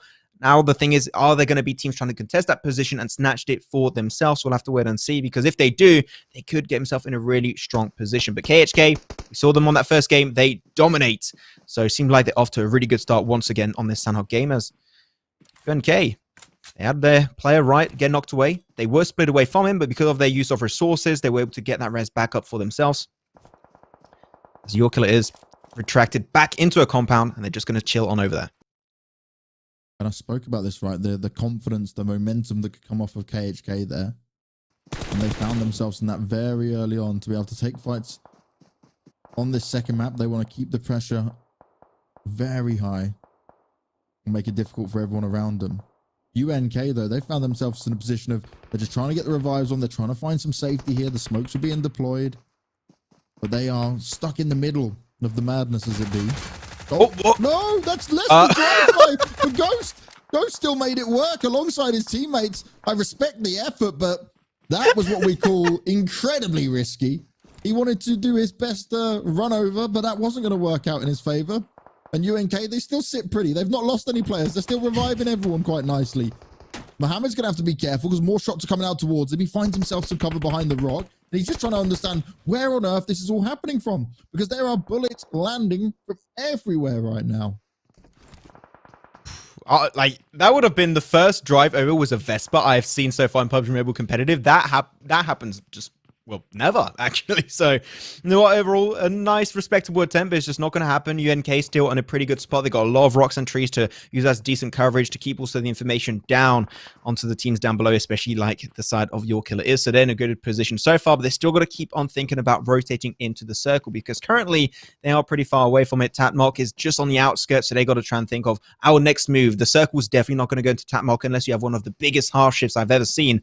So they got to keep on looking forward. But unfortunately for them, the hilltop that's right on the western side of Tatmok is the hilltop that's held on over by KHK Esports. So making it simply away from the outskirts of the circle from the east is going to be a really arduous task. And if they're able to do so, that'll be fantastic. But we all know that that is going to be pretty hard on the side of UNK. So hopefully they can just find a nice way to push their way forward. As now, here we go. Teams pushing their way towards KHK Esports.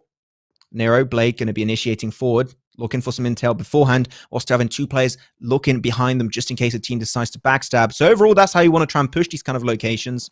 It's a good showing from Nero and Blade as they try and create an opportunity, but KHK now going to be in the visor. Oh, UAE, Sahil. He's prone, and he might have heard some of this already. The question is whether he expects this many players. That's going to be the one he has to deal with. He's waiting. He's being cautious. And it's going to be about finding the right time to strike here. And sometimes there's no right time, that's for sure. So I'm seeing here, the circle did go back over to Tatmok, actually. So that's going to be great for UNK. Big hard shifters coming on through, as I thought that that might not be happening, but it is indeed. UAE down below, going to have to actually push their way right through. Dons waiting, but they still have no information on UAE. And the moment that shot is going to be taken initially, they're going to struggle heavily. But Jeff, taken down initially, and he's going to get flushed out instantly. That was real quick. KHK, they're right on the money. They're up at 2 kills already, but they have been fighting from the very beginning, and they've been keeping everyone at bay. And they're just striking at the right time, taking away hope from the other teams around them. They will now have to start eventually moving up into that circle.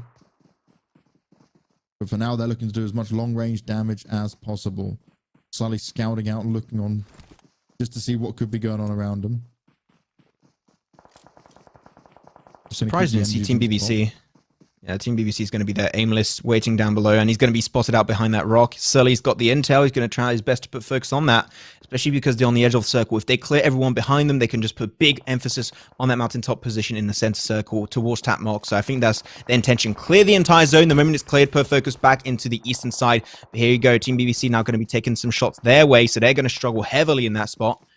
As UAE also, they got to move on forward, but they're taking a car at this stage is a pretty risky play. They're going to put themselves between Team BBC and KHK, but it might actually work here.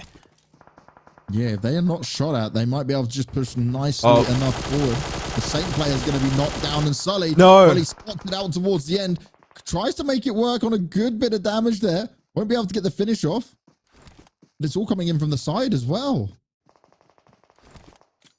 I really thought that was going to be a double frag, but no, the shots are just not able to connect on the M4, so very unfortunate. And the smoke play coming out from UAE is phase 4. It's starting to tickle a little bit more than what you might expect, so they got to really force their way forward. But Team BBC still holding on strong into the compound, so they're not looking, but behind them is Aimless. We'll see if he's going to be as aimless as his IGN. Desai picks up one, does the double, and that's going to be all said and done. He dies right afterwards, but that was a huge backstab. A big fight taken. Managed to pick himself up 2 at least. He did go down afterwards. That was the problem. And sometimes you've just got to go for the Hail Marys with it.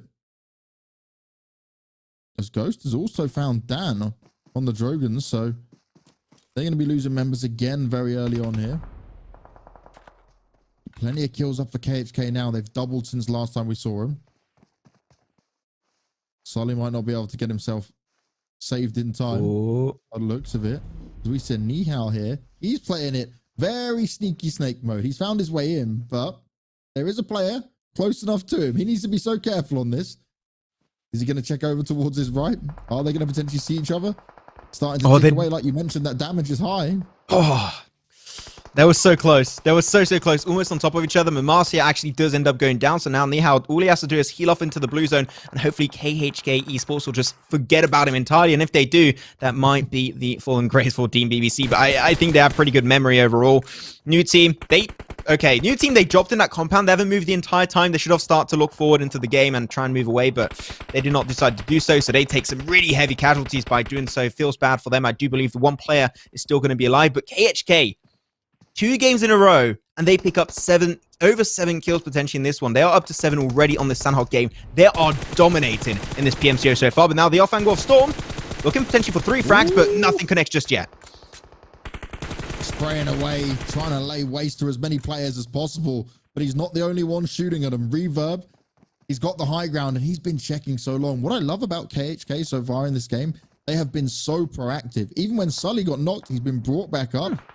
They've kept the teamwork going. They've still got 4 alive here, and they're just using the high ground to their advantage. They're watching everyone else run away from the blue starting to come in, and they have great awareness at remembering where a lot of these players were, you know, like they'll disappear from it and then come back in, and they still got the good fight on them. We just saw Foley go down from Saint, which might mean the whole of Saint have been eliminated now once again. I'm hoping they picked up some kills this time, but it looks like they at least will grab some placement points. That's a positive they can spin on their back here. 4KT though. Slime. Yeah, that's what I was going to say about they now need to try and make their way in.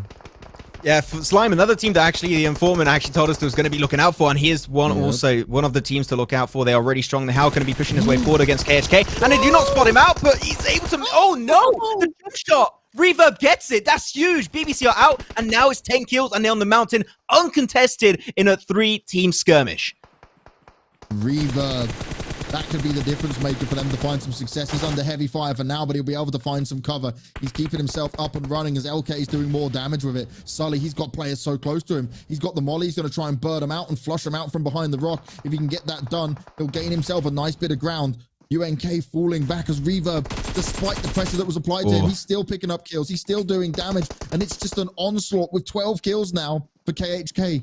They have been non-stop fighting from start to finish. They've grabbed their position. They were up at the high ground very early on. They've still got nades to play with. And Mercury, he's coming in from the side to try and make some magic happen as well. It doesn't matter what's going on. They're going to just keep firing forward. But Mercury's fallen, and he was the player that was out more towards the side. They're getting up close and personal. They're dancing around the rock. Nasso boy, he doesn't have much of a hope in hell's chance of this one. But Reverb, he doesn't want to risk it too much. The spray's coming through, and they're still just running. They're being careful, but Reverb, he overextends without the backup of his teammates. And UNK are now going to try and take full advantage. They've got the numbers. They're going to continue to run on round, and they're just trying to find the ultimate kills. Oh, last bit of damage being done. They're playing off each other. Can LK bail him out? Can he save him? He needs to land these shots. They jump up into it. He still manages to get it, but there's still 2 more players who are up and running. He hasn't got much health to fight with, and he goes down in the end. What an incredible end to the second game. And UNK, they get that in a deserved fashion. What a game from UNK. I thought initially they should try and move away from Tatmok, but you know what? They make me eat my words, and I couldn't be any happier to eat my own words when it comes down to it. UNK, what a great showcase of aggressiveness and also team coordination in those finishing moments. They pushed at the same time. I gotta say also, KHK, the off angle from Mercury, I think, was really, really good, but Mercury did tend to overpeak a little bit, and the moment that UNK understood, we find that peak onto Mercury, now we got a knock plus a kill confirmed onto Mercury. We got the man advantage. It's a 3v2, and we should push as a full squad to get that advantage. And they did so exactly, and now UNK take themselves the second game of the day. A chicken dinner coming their way. Finally, it really goes to show that here, like the first game on Orangle, they played spread. It was a little bit of a messy fight, and it was not very clean. This is what UNK can do when they play together as a squad, as they should be doing in the first place. And if they just keep on playing like this, I believe that they can make it super far, because they did not have the advantage initially here, Banks. I really, truly believe that here the advantage was for KHK. They were spread. They had the off angles. They were center circle. And then UNK like, well, you know what? We're going to push it. We found a few in it opening frags, and now we're going to turn that man advantage into a winning condition. They played that just so damn well. They played it correctly. And off of that play alone, they take the win. So I got to say, UNK, really good showcase from them. It really goes to show that even under pressure, they are able to perform and get those points coming their way. So really good stuff from them on this second game. And I really got to just echo your point on Mercury, because it wasn't like his position was bad, and he went to take a duel where they had the advantage, right? But this is just him going down was such a significant factor in KHK losing so much of that position advantage they had. And it wasn't like you can put the blame on him, because they should have been able to have that done. It was just UNK able to play off the smokes where Mercury was spraying into, but they played behind the smokes that they'd put down themselves. And even the nades and the mollies that went out from KHK, it wasn't enough to flush them because UNK played it smart. And then just right when Mercury went down, UNK said, okay, this has to be now. We have to make a decision. Brilliant stuff coming out from them. And you just got to say, for KHK, we speak about consistency. Yes, they did bring that. So did YKI as well. No kills within this, but they got the placements at least, which is going to be a positive for them. So we're in a middle ground right now of where we'll sit. It's going to be interesting to look at the leaderboard when we come into that position to see how people are looking after that one. But that was an explosive ending. That was an exciting ending. And overall, we can't even be annoyed with where the circle went in the end.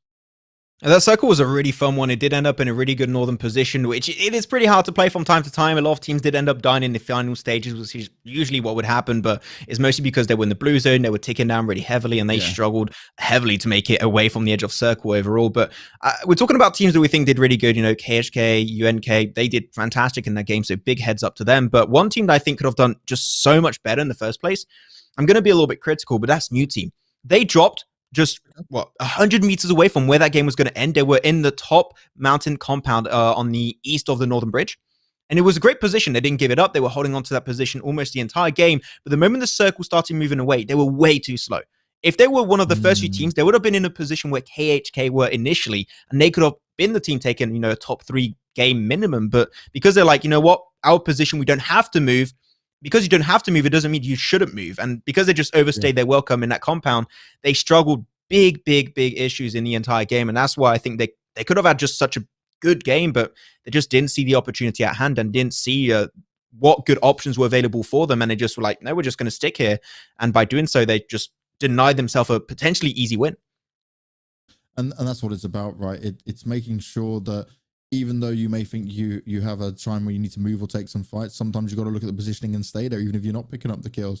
I think that was a huge part of like what you were mentioning with KHK as an example. When they were up at that high ground position, they didn't have to play into the circle every time from the beginning. They were relying on taking down as many players. They were fighting 3 or 4 teams at one time. It was insane, but a great game too overall. And again, I've got to remind everyone at home that Reno 5G, it's the born to win. It's the mobile coming to Oppo Reno 5 series. It is the official designated smartphone of PUBG Mobile, Middle East and Africa esports in 2021. It's equipped with excellent hardware and software for gaming, and the device should always be your lift to the upgraded fun and enjoyment in the battlefield. And that fun and enjoyment will continue when we get back from the break. We'll see you in a few.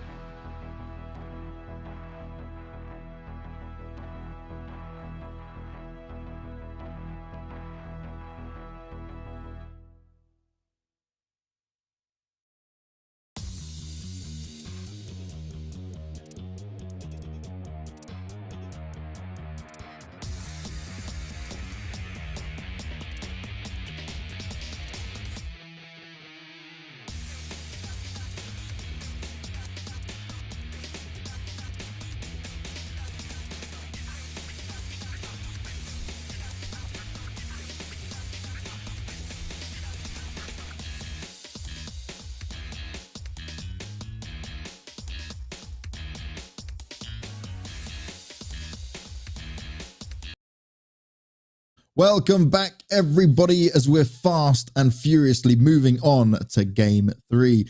As always, you've got myself, James Banks, and Max, and I've now fixed the audio problem, so production worked their magic, and we can now hear me from both ears. At least I hope so, Max. I was like, wait, is he? Wait, I thought he was in the room with me, so I was like, where is he? It's confusing. But no, of course, we're going to be getting everything fixed up. Hopefully, no electricity cut out this time. Touch some wood. There you go. My desk is made out of wood. This is perfect opportunity for me to do that. So overall, looking great. But now back onto that last game. Teams that we were expecting to potentially do really good here. KHK Esports, like top tier, no Gucci spaghetti, they are popping off in style. The aggressiveness, also the proactiveness of this team is really showing up and stepping up to the occasion. And I said it, there are some teams that I really do believe in the African region could defend themselves really heavily on the international stage. KHK Esports would definitely be one of those few teams that I think can pop off. So now this is PMCO stage, they're potentially just, they're smurfing, maybe in a way also, so they're having some good fun. But I want to see what they could do potentially in PMPLs, because from how they've been playing on those two first games alone, I think it's safe to assume they're going to make it to the finals, hopefully qualify through the finals into their respective PMPLs, and that's where their true capabilities are going to be put to the test, and I think that's where things will get really interesting. As currently you can see it onto this game, they got himself one chicken dinner and a second, positioned it up to already a total of 50 points, and because of that, they're overtaken Godsend and also Gun that were on 47, 48 points already. So in 2 games, they overtook what teams yesterday did in 4 games. That is mental, Banks. Yeah, that's a statement and a half, mate. That is a statement. Not only do you come through after 2 games and you hit these points, but it's the fact you also got a chicken dinner and you're picking up kills across both games.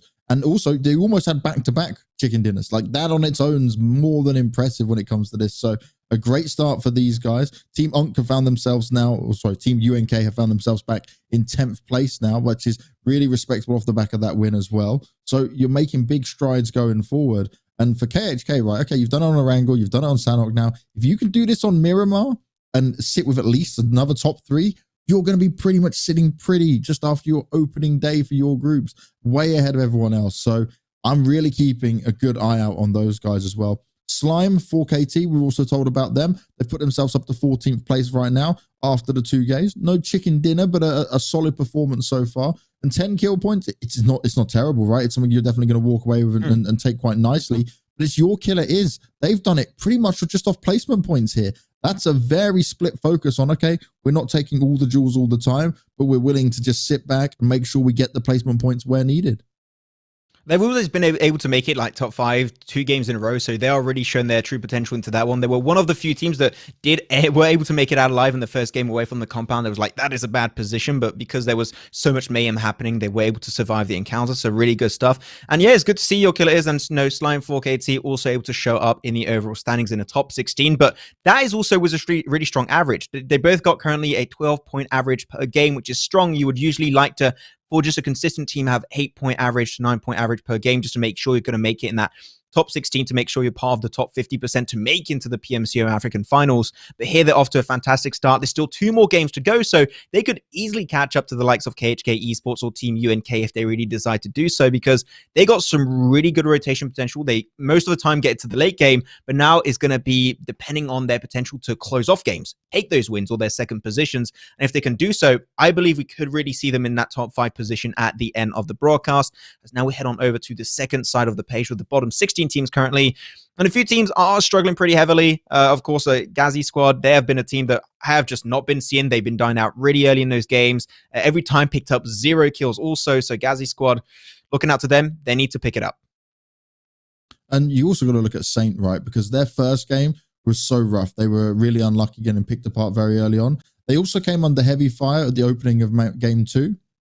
And for them there, they can be sat in a position now where they go, okay, it's not the end of the world. We're sat in 20th total, and we've still got 2 more games to play. So if they can just push things around a little bit further, they can sit quite comfortably. But I think they need one of these games now where it's like, we have a good early start, because they have just been both times fighting at the very beginning, not being able to at least gear themselves up to an adequate position. They've not been able to take as much map control. So maybe, like you were suggesting, right, they try and just avoid going in for these early engagements and just play the later game, because maybe they'll be able to show us a bit more than what they have so far. Because sometimes you can just be really unlucky with these opening fights, and you take the fight and you go, oh, okay, we can win it. And it's great to have that confidence, but like, they're always hindered. You lose a player, one doesn't just get downed, he gets completely killed off. And it's like, Not again. Not like this. We don't want this.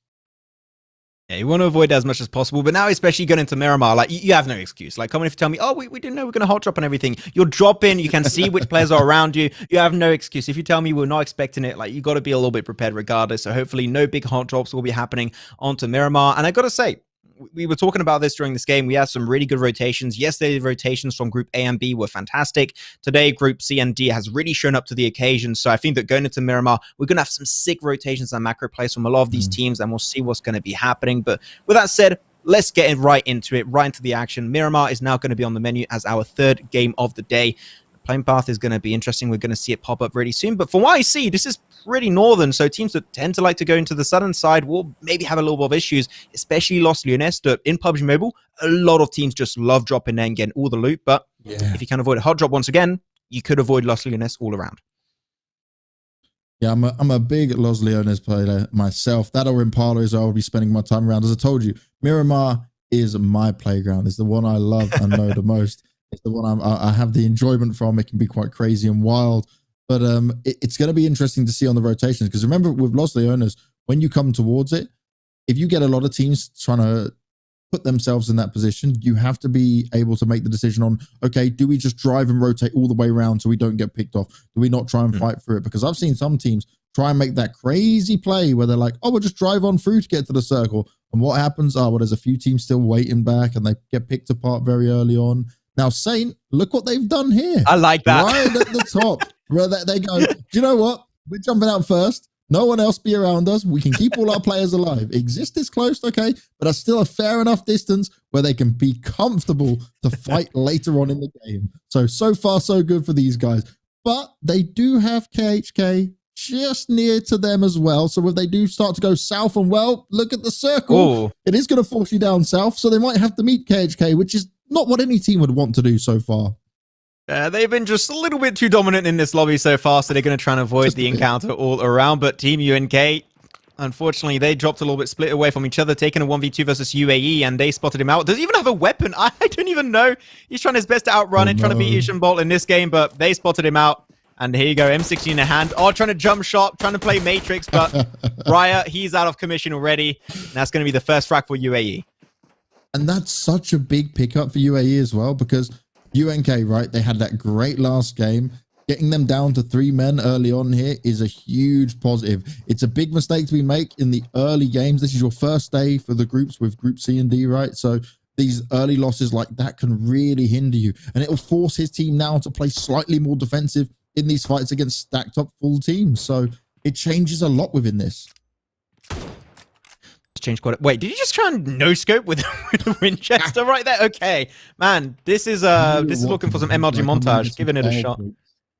Okay, I mean, hey, you know what? If you're able to hit that kind of distance, was that like 300 meter? Like, I'm definitely putting that in a highlight montage. So overall, respectable attempt from Skull. But also, this is why I gotta say that teams tend to drop, pick up, but can't move around. Since the addition, it was not too long ago, it was like a few months ago, they added the instant scope on the Winchester.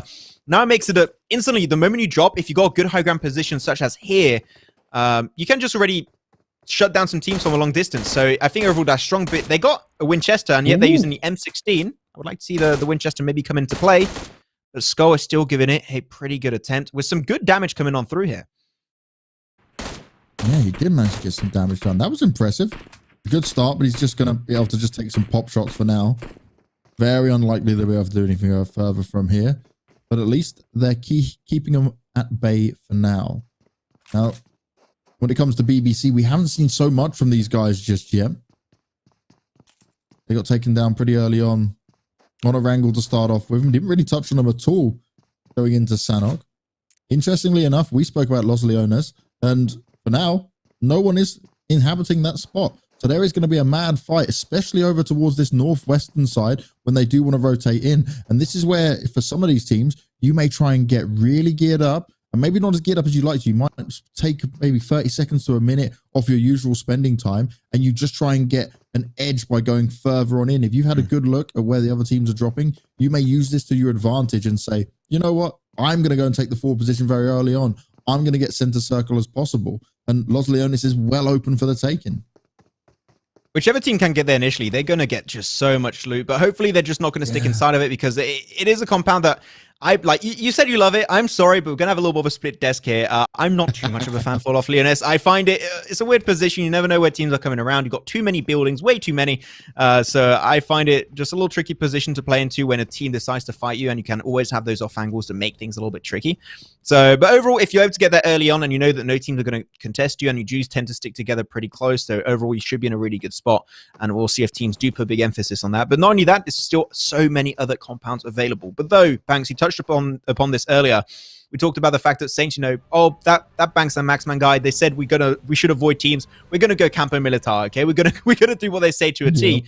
But KHK, they're also down below that position. So the moment that rotation comes on through, KHK could be picking up a few frags along the way. So Saints got to be very careful and put big emphasis on that scouting to make sure that KHK doesn't catch them out while they are indeed napping. So things are going to get a little bit clear as we go into this game, because mostly phase one is not really telling. When you play Miramar in PUBG Mobile, the thing that you got to keep in mind, phase 2 is the most telling phase of this entire map. Reason why, you know what kind of terrain you're going to have to adapt to. Is it going to be flat terrain? Is it going to be an open field? Is it going to be some hills, or is it going to be some mountains? The moment phase 2 pops, you know what kind of play style you must adapt to. And that's the moment where the IGL really knows what his play should be, because if they go to the right position, even if the circle shifts hard, like super harshly after phase 2, you can still somewhat adapt and overcome those obstacles, because phase 2 gives a lot of information on how the game will tend to evolve.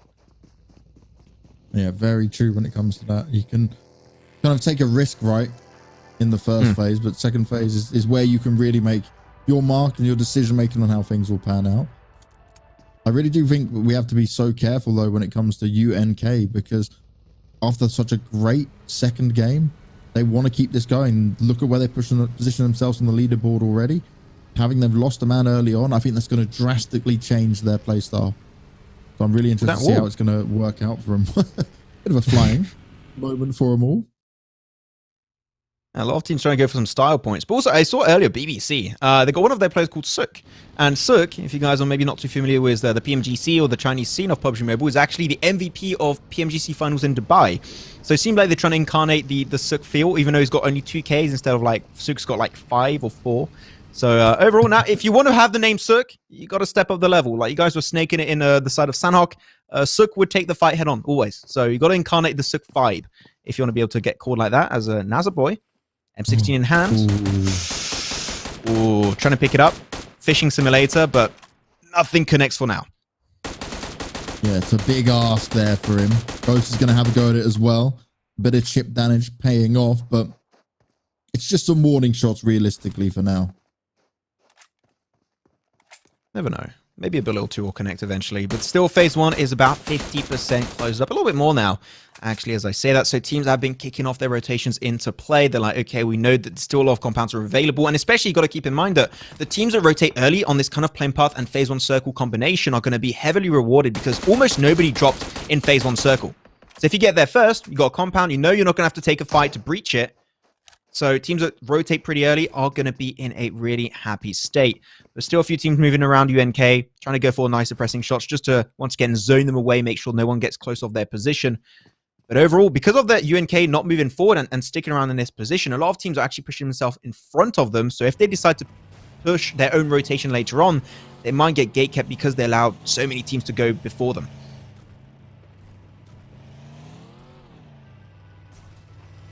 Already? Okay, this is what Boat would have wanted. We're seeing some of their players get knocked down and then finished off out to the zone, which means Black Ice. It's just him and Manrobi try and work their way in. Now, they are going to be comfortably able to push away from the circle for now, but it's all about where they want to go next. And already being hindered this far down before we've entered phase 2 is not where you want to be at all.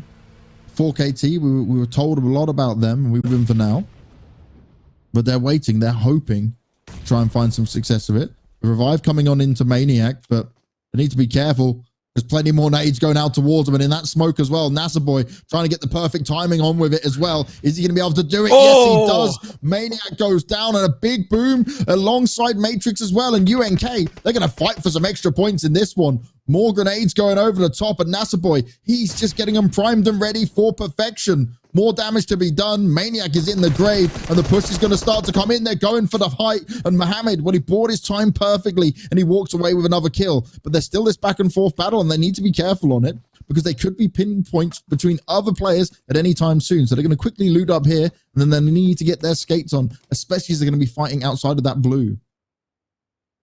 Nasaboy and Mohamed, really good shot calling, really good also synergy between these two players. The moment they got the nade knock, they're like, okay, this is our golden opportunity to get the frag and get the squad wipe out.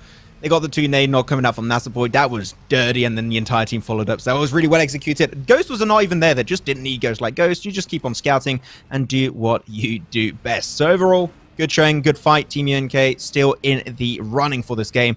Now we're down to 15 teams. So phase 2 did pop up in case we didn't have time to really talk too much about it, as it was during that last fight. It did keep on going towards the southern eastern coastline, and in Puerto Paraíso specifically. Los Leones is still in play, but I said it. Phase 2 circle is the most telling. A lot of rocky high ground positions. Teams that tend to put focus on those high ground spots will be potentially in a really good position for the entire duration of this game. But now, Slime, seen a lot of teams moving around was a bust, but they are going to be taking that 5 versus boat. On the other side, grenades would be super easy to connect, as one is getting cooked up by Pronto. Oh, Pronto's going to have the information as well. He just saw where the nades came from. Storm, he gets knocked down. He needs to be careful. There's a big battle going back and forth with it. This is nice work as Fugger wants to continue to push on it. He's going to be able to eliminate him. That's another team down. Both are down and out of it. And a really well-held push there from Slime. Only Storm getting knocked, and it's not the end of the world. They'll bring him back up into it. That's exactly what they needed here. They had, like, the perfect position. Like, they had one player on top of the mountain that was going to be Storm. He was given the information. Sure, he got knocked, but even in a position like that, when you get knocked, third-person perspective, you can still feed the information over, and they're like, well, one player's knocked, one player still alive. It's literally a 3v1. You guys go push it, like, okay, you gave us the information. We're going to do exactly that. So overall, the execution was clean, despite one of their players getting knocked away. So this is what you like to see, still giving the information over. Information is key in PUBG Mobile. So that gets the information. Sneaky headshot onto Loops. Yeah. Maybe looking for Dove was Brengod a little bit further away behind that mountaintop. Now this is where YNK need to be careful, because reviving Loops at this point is not a possibility. But Brendo there, he might be able to get a sneaky attack onto him. Are they going to check it? Suck, he's the closest to it. He's found himself close by. Aimless, oh, they're not looking at him just yet. Aimless needs to be careful. Walks on out and he gets taken down. Aimless is not going to be having a good time. He's instantly finished off because Brenogod, well, he knows that he was going to be soon found. So he quickly went for the straight finish off. He wants to at least grab 1 point where possible. And now Valak, he decides he wants to move away from this fight. He doesn't want to engage in it just yet. Not really worth it all around. Still good stuff coming out from Suk. Really good showing in that fight overall. But now the shots from distance with the barrel. Trying to connect the shots. They get one knockdown. Great stuff from Ghazi squad. And now they need to maybe try and close that one off, because they're currently one of the lowest standing teams for this entirety of Group B and Group Group C and Group D, should I say. So they definitely need to step up and rise to the occasion. If they're able to do so, kills will be really important for them to try and catch up to the top 16. Ghazi squad moving on forward. They've got to be very careful. Team 13, Yonku's right around the corner. They're not going to take the shots and able to make their way closer and closer to the outskirts of Los Leones without getting shut down. That is huge for them potentially, but one play moves too late. And that's going to be one frag picked up by Jebot. And they're going to take that all day. That's now 2 kills they've managed to find off the back of this. Breno God found them the first one, as we saw just a few moments ago. And they can just keep picking up a kill or 2 here and then backing away. That could be the smart play for these guys for now, considering they are in a 2 versus X situation, in the sense that there's just 2 of them left at the moment. So they're playing the long game wherever possible. But if they can get a cheeky pick off like that, it's additional points they're certainly going to take. And poor BBC, we said they needed to have a good game. We watched Aimless obviously struggle and get taken down. He was caught blissfully unaware when he was running on forward. Now the 3 members left of his team, they're going to try and mount some sort of a mini comeback in this one if they can.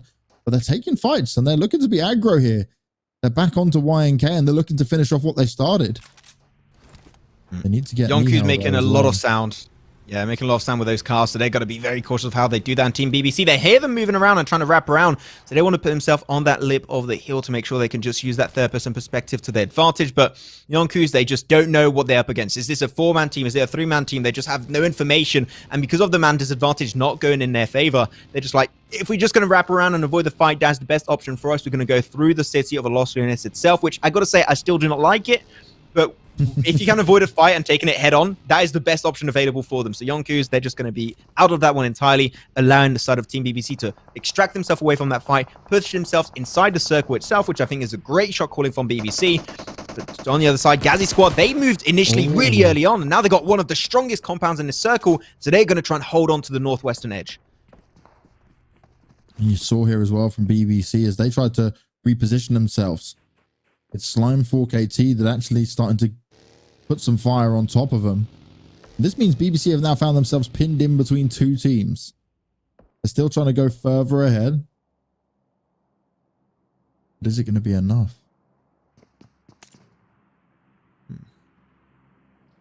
For now, at least, we're going to be looking out for the circle. Phase 2 was very telling that we're going to have some high ground potential finishes, and it is going to keep on going that way, apparently. Moving away from Los Lunes. Good thing, though. I got to say, big props to all the teams in this lobby. No one went into a late game Los Lunes, which I got to say, to move away from Los Lunes is always super tricky because you just don't know what's going to be on the outskirts and scouting you from that position. So really good stuff from all of the teams in this lobby. That is a lot of respect coming your way. But still, things are going to be interesting. New team. Just like on game 2, they're out on Sanhok. Super good compound from the start, but now they're on the outskirts. They need to start looking into the future. Start looking for the next phase, phase 5, phase 6. That compound is not going to be valuable for the long term. This is not a compound that's going to give you a win. You should already start potentially scouting on forward, sending one extra player forward to try and secure and create an anchor point in the circle itself. And if they can do so, I think new team can have a lot of potential that they were not able to capitalize on onto game 2. Game 3 will be their redemption arc coming into this game of Miramar. And it's a redemption arc they desperately want. A Slime 4KT, they need to be so careful here. Again, they're taking some fights. They'd already lost one player. Fug has now been knocked. Vex, he's just trying to get away. But there's so much damage being done out towards him. AOK, they are putting the hurt on from some long distance plays. Really well done there. Kept him at bay, held them all off. And well, Vex may be able to heal himself up, but you can see he's just healing himself up while everything else goes on around him because everyone else is getting the hell out of there. They're not sticking around for this fight. And Fex has just got to try and meet up with Storm wherever it may be possible. But actually, look at this. AOK, they just took the fight, but they've run straight into UNK. This is the battle back between these two teams in UNK. We said they needed to find some success and consistency after that great second game, but they need to be oh so careful. The drive-by comes in, he still can't get it. Mestri managing to make the magic happen. He puts himself prone down on the floor. He's trying to be careful. He's trying to keep himself in a good position, but it's Storm playing long distance. Third partying from the side. Slime 4KT, we said about them being in a rough position, needing to get close to each other. While Storm, he's been scouting ahead and he's actually able to pick himself up some extra damage, potentially get himself a kill on the board now. Skull fires off the nade, and it's going to help with knock NASA Boy, who ends up dying out to it as well. Ghost is going to fall alongside it. This was less than ideal for UNK. They went for the chase onto AOK, just were able to find the small little compound to work between. I also have to say, we saw Storm. He was scouting, good snipes. He's got the Orm right now. On Miramar, you got the Orm, you're set. You're set for success, so really good stuff. But Art of Killing, that was such a 10,000 IQ play. They saw Team UNK, like, just cruising on by into the field. So, like, wait, a compound is free. If they get there, we're going to get gatekept, and they're going to bully us from that compound. They're like, we're going to get to the compound first and fight them from that position. Out of Killing, that was such a big brain play, and they executed it so damn well. Almost got rolled over, but we're just going to forget that ever happened. That was way too close for comfort. But overall, Art of Killing, that was exactly what they had to do to get the advantage in that fight versus versus their side of Team UNK. So overall, I got to say, Art of Killing maybe set himself up for success, but you got to be careful. The mountaintop position is going to be held on to by some big teams. And one big team in particular that we mentioned many times here, Banks, we want to see step up and rise to the occasion is Team BBC. Sure, Aimless is gone, but that doesn't matter. You got the high ground, the highest position in this Phase 5 circle currently. If you can use it properly, you're not only going to get a great position, you're going to pick up a lot of frags, as Sook is trying his best to do currently. Oh no, the circle. Whoa. Oh, no. Oh, wow. Okay, I take it back. High north shift. There we go. Okay, that's going to upset a lot of teams here. It benefits Saint, though. We spoke about Saint. They found themselves smack bang in the middle of it, but I believe they've also lost a few players at the same time. Exist now. They're spotting it out. They're quite close, so they're going to look for any rotators trying to make their way in. And Arrow, he's doing the full 360 scout about. Does then just spot. Oh, they're getting shot at. A lot of damage being done. Can he find himself some knocks? He's trying his best, and they're very low on health. But GC, they found themselves being shot at by everyone. Exist. Oh no, that's less than ideal. Arrow. He finds himself getting knocked down by KHK. He started making too much noise, and then he was found out.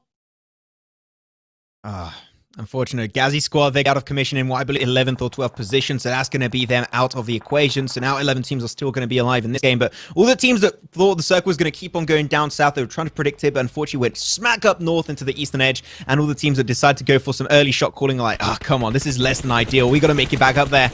As now actually ATL Magicians going to be holding on the ridge line, making sure they can gatekeep the side of KHK Esports, as they're still got to get the res onto Reverb, so they're not fully prepared and ready to make their way up there. But even if they do, there's still some more teams up north of their location, so Magicians are in a world of trouble currently, Banks, and they're going to have to fight to get a good spot, but that one is I'm not sure if they can do so because they've got so much to actually go through.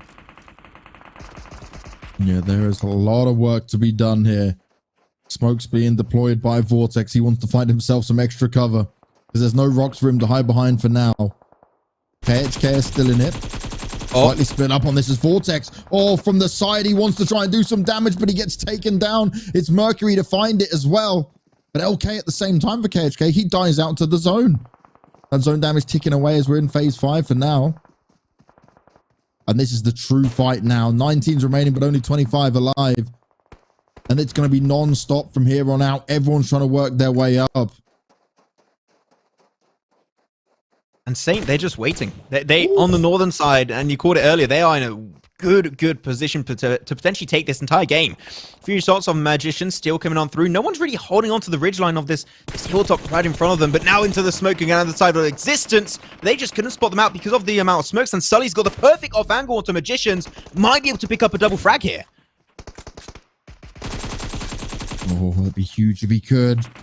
Sully looking to do as much damage as possible, but he'll find himself getting knocked on down. G4K, they're taking lots of long-range shots here. Relax isn't going to be able to escape for much longer. He's trying to hide himself down. But G4K well aware that someone else could be starting to take the shots towards them, especially as they start to make out more noise. Storm's still alive, and he said he was in a good position anyway. But can he make the most of this? They were dwindling in terms of numbers. There was just 2 alive, but I believe Fex fell as well, so it should just be Storm up on his own. KHK, they seem to always be on the board even when they're losing players here. And the Drogons, well, Blade's got huge high ground advantage, but the rest of them need to find their way in. They need to find a bit of success. You don't want to just charge down the mountain in, because you are exposed and too open. Oh, it's Mercury's the only one left alive now. Yeah. Yeah, he is. And he's pinning down Existence solo on this one. He's just like, I'm just going to keep them all behind that rock by just bringing up continuous fire with my M4. And he's doing some fantastic work in this game. But now he's going to make his way back over the road, which is very, very hard to do normally at this stage of the game. He's able to just sneak his way forward behind the bar. Wait, picking up the muscle car? Wait a second. If this works out, I swear to this would be mental, but no, it's not going to happen. You're pushing it, man. He's really pushing it. Spoke about confidence, right? Well, that's overconfidence for sure. He tried to make something work. He realized he was pinned down all alone. Going to see the crate falling down towards the middle of the fight. And if anyone goes for that, that's also a huge amount of confidence, because I would not be risking that at this stage. Plenty of utility. All the grenades and the mollies being used out here. A few smokes being deployed across the side to try and provide some cover at the same time. Oh, Zodiac, good. It's completely pinned down. Oh, he's going knocked down as well. Great nade usage. Finished off at the end. Relax finds it. All the team got to cross on over. Art of Killing are just going to be having to push their way forward here. They still got those Skull on the mountaintop just to scout. I think they're just using him as a sacrificial lamb here. Give the information over. Sure, he's going to die to the blue zone, which is unfortunate, but now you're giving eyesight to the rest of your teammates to make sure you can direct them into a proper direction so they could avoid these skirmishes if possible. But Dragons are on the other side too. They're on the high ground position. They have got all the information in the world that they currently require to potentially snatch away this game. But though they might be contested away very soon. New team, I talked about it. I want to see this team be more proactive after that Sunhawk game, and they are doing exactly that. If they strike here and take away this position, they might be going for a win and take away the 3rd chicken dinner for this group. What Drogons, though, have done really well is they've kept everyone up and alive. They've even found their way back together. It was Blade before on top of the mountain providing the cover fire. But now they're still still in a position where actually they can get the drop on so many teams. Iraq's going to be there in a good position, though, to try and chime away at them. Nice bit of damage done, but no kills found. He's right on the edge of the blue. He throws up the Molotov. He's got the backup of Relax. Not Rose is a little bit further away, but he's got cover at least behind the vehicles. And the Drogons are firing out nades themselves. They may find themselves pinned down for the moment, but they're still going to be able to get some knocks down. Oh, this is not what they needed. Not Roses is going to struggle to help his teammates out. And look at this, Drogons, they smell the blood. They're going for the hunt. They're actually going to lose out some kills, though. One was stolen away from them. Blades managed to go pick up the rest of the pieces they needed, but it's Samuka who's come away with extra damage to the Drogons. He said, you know what? I'll wait for you guys to fight this out, and I'll pick you off from a big distance there, and I'll pick up any extra kills I can grab. But not only that now, Dragons, they got straight up access, easy access at that also, straight into the circle. So they are in a really good spot to potentially take this third dub for today. Though the cars are going to hear people trying to make their rotation forward, but Dando's going to be taken down. Blade is going to be a little bit too far away. And Storm, he plays great with the Orm, but man, close range, he's popping off too. Storm playing it smart. He's been alive on his own for so long now. And he hears and he sees everything that's going on around him. Samuka also, him and his team have got up to 14 kills. 8 alone for him. He'll eventually go down. Drogons deal with him. But he was already causing a hell of a lot of problems for different players. Now Storm, he realizes that there's going to be a big push coming in and he's going to be the sandwich in the middle. And he doesn't want to have to deal with all of this. G4K, oh, they just spotted him out. Hero, good eyesight. Now they're well aware, but they don't want to challenge this one by one because if one of them overextends, the Drogons are going to be there to able to do so much more damage. Nades are going out and Storm, he's fighting for his life. He's fighting for some survival, but still top 3 with 14 kills is going to be absolutely huge. And he's looking to do some more here. He's not done. Yes, he's going out all guns blazing. Storm does his best. He fires back towards them. But now the Drogons, do they have a chance to push on G4K? The revive's going to come in. Hero is very low. And the Drogons, they can take some ground here. They can grab what they need to potentially win this game, and that would be huge for them. Nero's position behind this rock. Oh, he sees, he knows it all. 7 kills already. Goes up for the fight. Starts off strong onto 1. Plenty more to find, but he's going up in for it. He won't allow him to get the revive done. They're trying to protect. He's playing it so smart, jumping up and down. They're all so low. They need to be careful. Nero, no way do you get this done. They're hiding behind the crate. One's died out towards him. That's an extra kill going the way of the Drogons. He is all alone and he's fighting off a full squad. But Beast, he wants to get proactive. He wants to take the fight. He's going up on the high ground. He just needs to land some key shots now. Nero and Beast, they're going to be battling it out. Plenty of shots being fired, but they're jumping up and down. They know by splitting up, they're going to limit Nero's options to fight this out.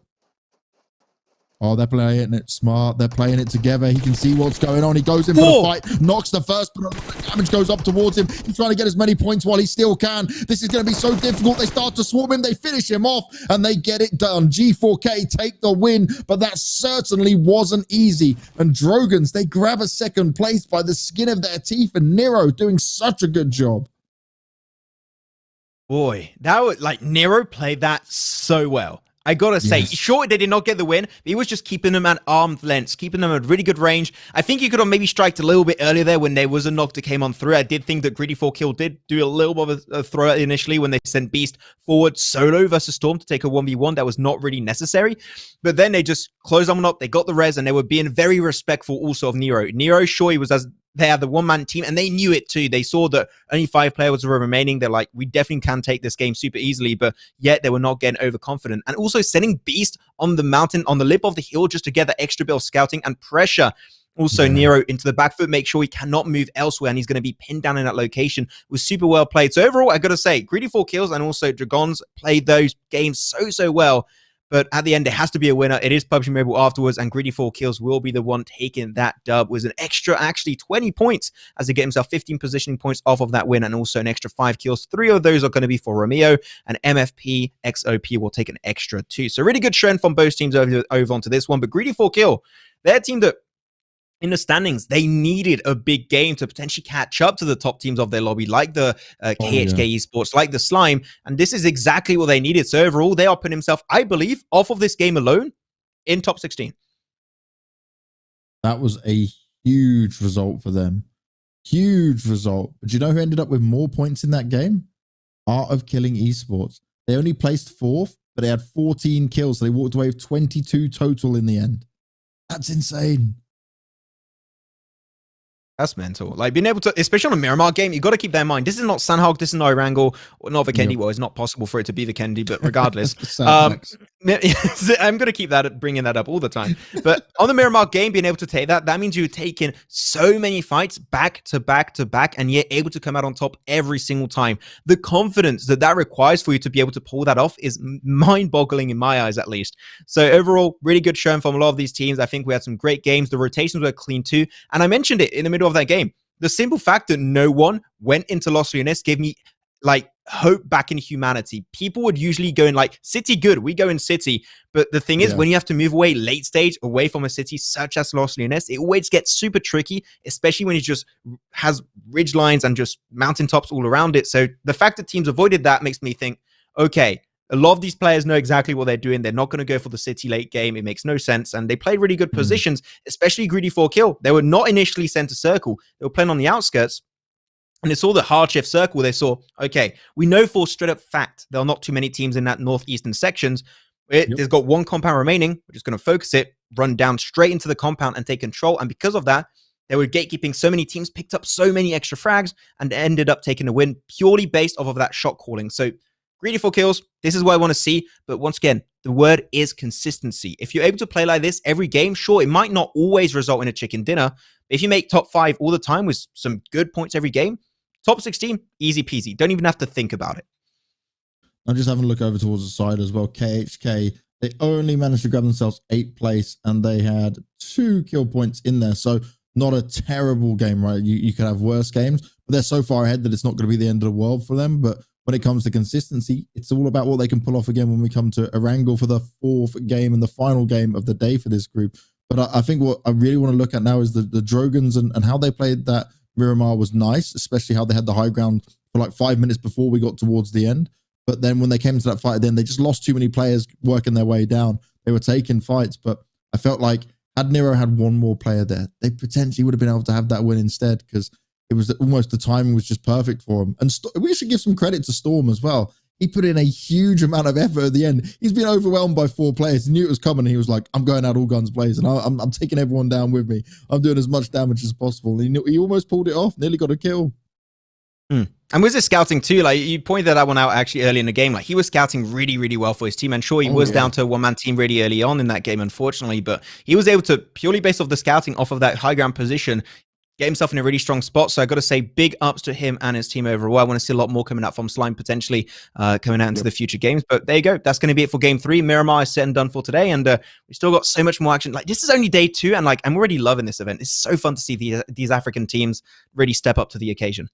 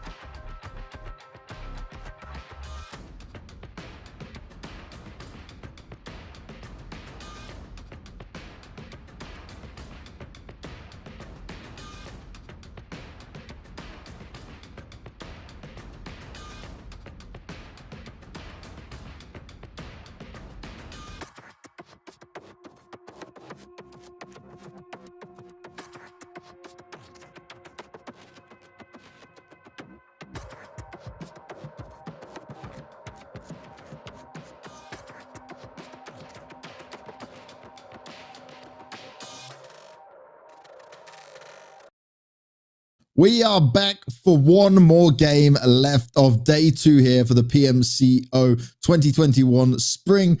And we are in for a treat because we're going to Erangel one more time. And this will be interesting to see if we get any change-ups from how it went down last time.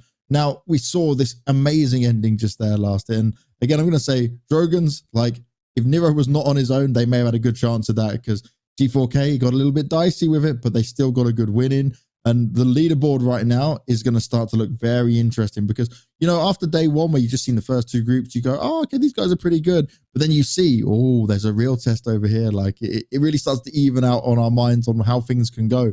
But again, just because it happens in day 1 and day 2, anything can happen in the follow-up days. Yeah, this is what's fun mostly of these kind of tournament formats at the start. Anything could happen. And most of the times I had this happen so many times in so many different events that after PMCOs, after PMPLs, it literally comes down to 1 point. So every point can potentially make the difference. But now, before we do dive into our 4th and final game of the day, we're going to have a quick little look once again of the overall standings. KHK Esports only won 3 points on that last game. Unfortunately, not too much. 1 positioning points and 2 kills. They did tend to go pretty far down south. It made it pretty hard for them. But overall, they're still looking really strong. 2 good games and 1 bad game overall. KHK, they're not going to be too stressed out because of that one overall. So they are looking in a really good spot. Also, another team that just breached actually our top 16 is Dragons. They're currently standing with 29 points in 14th position. They breached the top 16. They're looking really good. And there's still one more game for them to play right now. So overall, for me, they did it. When you're able to catch up in less games than the top 16 have been able to make it happen. Overall, Dragons have been really showing up to the occasion, especially in that last game. But now I want to see a little bit more. I want to see them actually wrap up and close up a game. And if they can take a win, that's going to show that they're just good on every single state on the game. And I think that they can go really fine. Not only this PMCO, but potentially the PMPLs in which they should normally get into if they keep playing at such a good high level. And then you got to look at the Art of Killing Esports as an example, right? Because look at their points right now. 30 total, 14 from placement points, 16 from kill points. 14 of them came in the previous game. 14.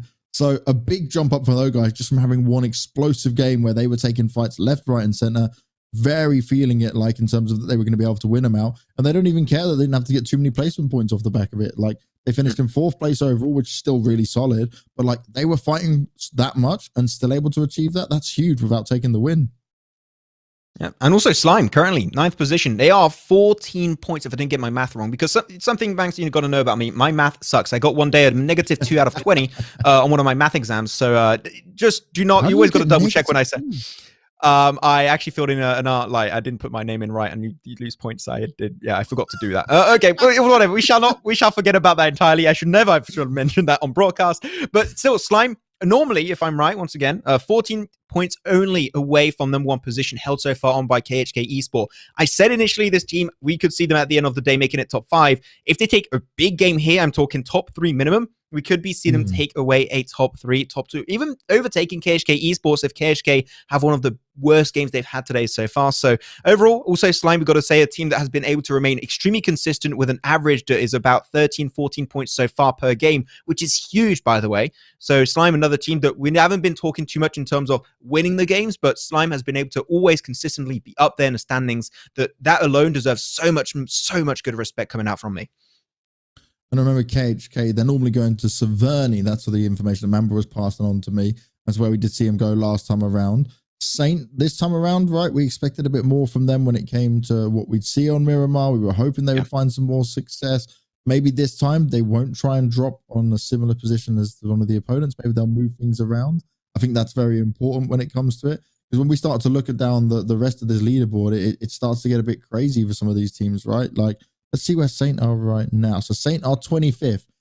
It's 6 placement points and then 4 kill points in total.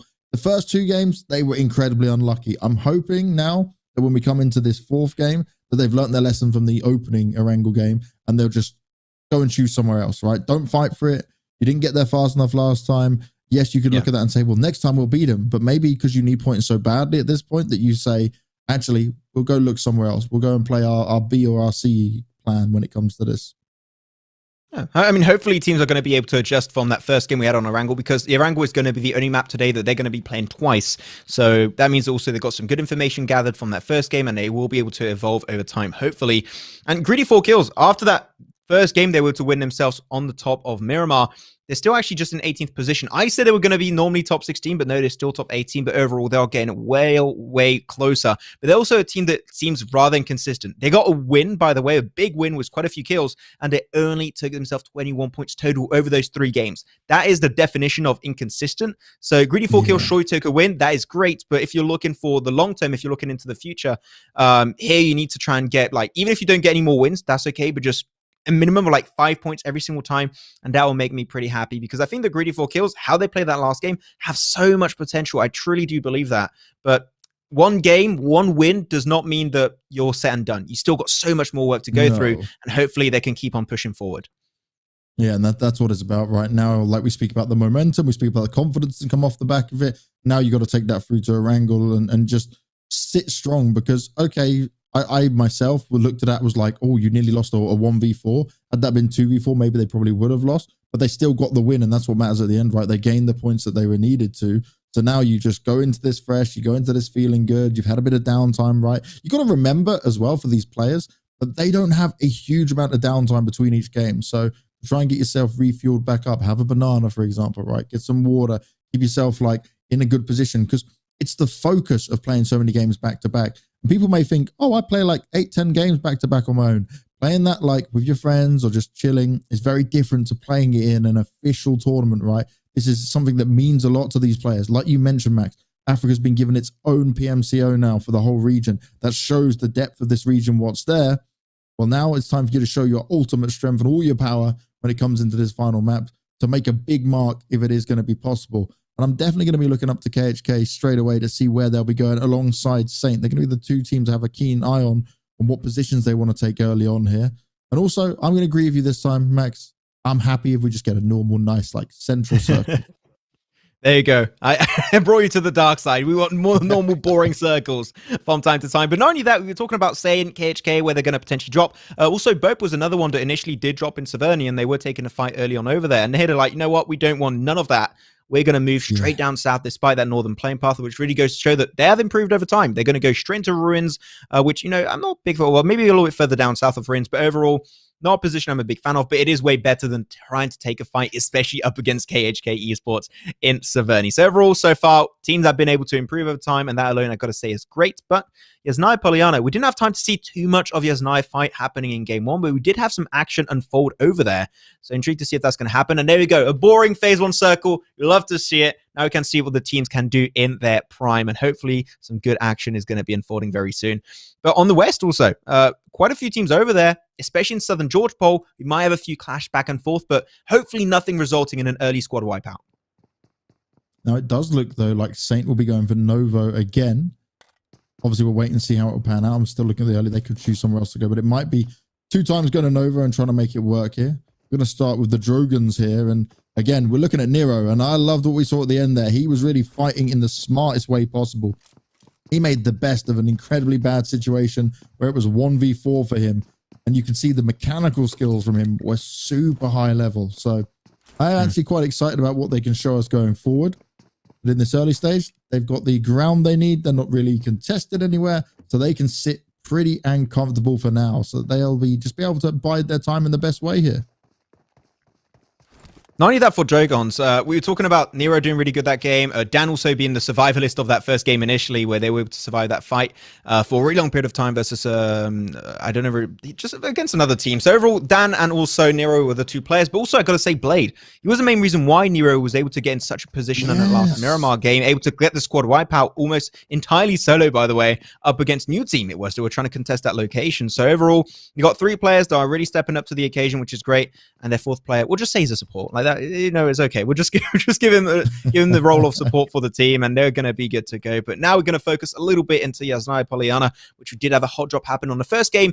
But the reason why it's not too much of a focus and why these 2 teams did not decide to fight is because Yasnaya Poliana is one of the biggest compounds in the game if you put it next to the likes of Los Leones. If you have 2 teams drop there, they do not have to take a fight. You got that big road split in the middle. One team takes the west, one team takes the east if you want, which is exactly what these 2 teams of Gazi squad currently are doing. And also on the side with the other one, which is, I believe, Your Killer is. I'm not sure 100% of that statement, but I think I did see them 4 split seconds. So overall, if you are contesting that position in that compound of Yasnaya Polyana. You do not have to take a fight because it's just such a vast area. Just loot, be respectful, do not get too close to each other, and all will be fine and dandy. You're good to go. So how these teams are both playing it, I'm happy with how they execute it in the early stage. And the early stage is oh so important, and we've seen a much cleaner early stage so far. Satan is still up and running wherever they may be on the map for now. I believe they did go towards Nova, so we'll have to see that as it expands further. And for 4KT, like again, they were one of the teams that we were told to look at here. They're not in a bad position, but they certainly will want to make a big mark here to end the day strong and also sit in a good position throughout the overall groups. And already Storm, he's the in-game leader of the team. He's the one that was calling the shots. Well, he had that great ending on Miramar in terms of going out in style, at least. He was doing his best to hold on. But he managed to stay alive as a solo player for so long between two teams fighting it out with little to no problems. So he's got a good awareness around him. And I think that's another thing. Game sense and awareness in PUBG Mobile, it's so important. And you can see the players that are just good aimers. But when they've got the brain alongside it, that brings a whole nother level of opportunity for how you can play it out. The synergy between a shot caller and also main fragger is going to be really, really important. One team I think about when we mention this is mainly going to be Bigatron. They got one of the best shot callers into the game, and then you got the rest of, for example, Ryzen, which was one of the best fraggers and also one of the top grenade players coming into this one, mainly based because of the interaction they have between IGL and also between one of the top fraggers. And sure, they didn't become the world champions again in 2020, very unfortunately for them, but still, it goes to show that if you have that synergy, that team communication between two of those specific roles, you shall be putting yourself in a really good spot. So really good point of interest anyways, regardless. And now also Team UNK, a team that, once again, they dropped in Nova Game 1. They're doing it once again here. If it ain't broke, don't fix it. No reason to. And no one's going to contest it away because they know that position is overtaken and they're just going to let it go pretty chill. But Bope, though, is a team that also I mentioned up earlier. Drops Saverni on Game 1. Here they're like, you know what? We don't want none of that. We're going to go straight into the side of Ruins, loot up. And they're already in the buggy. They've got 2 buggies under their control. Not too sure where player 4 currently is. Sure, he's already potentially created an anchor point for the team to rotate into. That is usually how you like to rotate in these open field sections. As a little flip, that was cool. I'll give that a juicy 9 out of 10. That was cool. But overall, good showing, and they have been able to improve over time, which Bope, hopefully now that can result in a lot more points coming their way because they are a little bit behind. It's the same for BBC, right? Because we're looking at them now, and they had a good opportunity on Miramar, but they were taking so many fights when they were just trying to get past everywhere that it didn't work out so well from them. They had 2 players like halfway through, and oh wow, Slime 4KT, they're under fire already. Ponto loses his head, he found himself down. I believe that was the finish off as well. That's actually really interesting because they're fighting against a team that initially was inside of Yasnaya Polyana, so it seems like they got a little bit too close, it seems. That's an interesting way, actually. How's it possible? No 4KT? Wait, was there a split from a team that was not expecting? Okay, I'm gonna have to check the minimap a little bit. Oh, no, they're all in George Paul. Okay, that's okay. I'm gonna have to really get my eyes checked out because my vision has been dwindling away as of recently, but that's okay. But yeah, so far anyways, a lot of teams still onto the western side. There's a lot of good high ground positions, especially you can also keep an eye out for. But I want to look out once more for new team. I know I've been referring to this team a lot as of recently, mostly in a bad way at the start of the stream, but Miramar, I think they really did come out in a good position. They tried to contest away from Dragons in that Miramar game. They were not able to do so, but they were indeed trying to look into the future a little bit more. Here they dropped in Pachinki. That is not a position in which you want to stay. RQ Athena, team, one of the best teams in the world into the Eastern scene, they tend to drop there, and they will rotate in the first 2 to 3 minutes of the game. They've done their looting, then Pachinki sucks the moment you finish looting it, and they're going to leave. I want to see a new team do the exact same thing. We'll have to see when we have a POV of the map later on to see if they did that, but Pachinki is not a position in which you want to stay too long unless the circle is on Pachinki itself. So hopefully new team is trying to find better options and potentially even go to Potato Hill because it's right next door, it's on the east, and it's great to go over there as some shots are coming out. As Slime, they're looking to maybe find a few frags over the river, but nothing will come through from that just yet. He is able to escape for now, but shots are going to come out towards him as he's driving away. If he does live, that's going to be huge. Storm's also going to be taking some additional shots at him. And Storm is not only the shot caller, but the man that likes to scout ahead. Likes to find himself a more forward position where possible. He's trying to find out the early opportunity for his teammates. And he needs to find a lot of opportunity for him, considering we saw Pronto go down so early on. He's able to spot him out. He's continuing to get the information to pass on to the rest of his team. But also, when you're taking this big of a risk, you have to be playing back a little bit more as well. Oh no, more shots coming onto him. YNK, they're looking to take all the fights here onto 4KT. They don't want to escape. Not quite able to make them all connect just yet. But maybe this is where they decide, okay, we start to move, especially with where this circle goes, down towards the southeastern side of things. Exist almost sit dead center towards. It's going to be a nice spot for them. KHK are going to find themselves moving down from Severny. Just going to go west of Yasnaya and make their way down. But there's a couple of teams they can quickly run into with this one. It's UNK and ATL Magicians. They're going to have the long route they need to take as their way in. They are both currently sat within the blue. Not too difficult for UNK, and obviously you can tank the damage, but it's when you come out of that blue, how close is their other teams? Have they thought that you're so far behind that you're just sitting on the edge of the circle waiting for them to push through? That's always the scary part.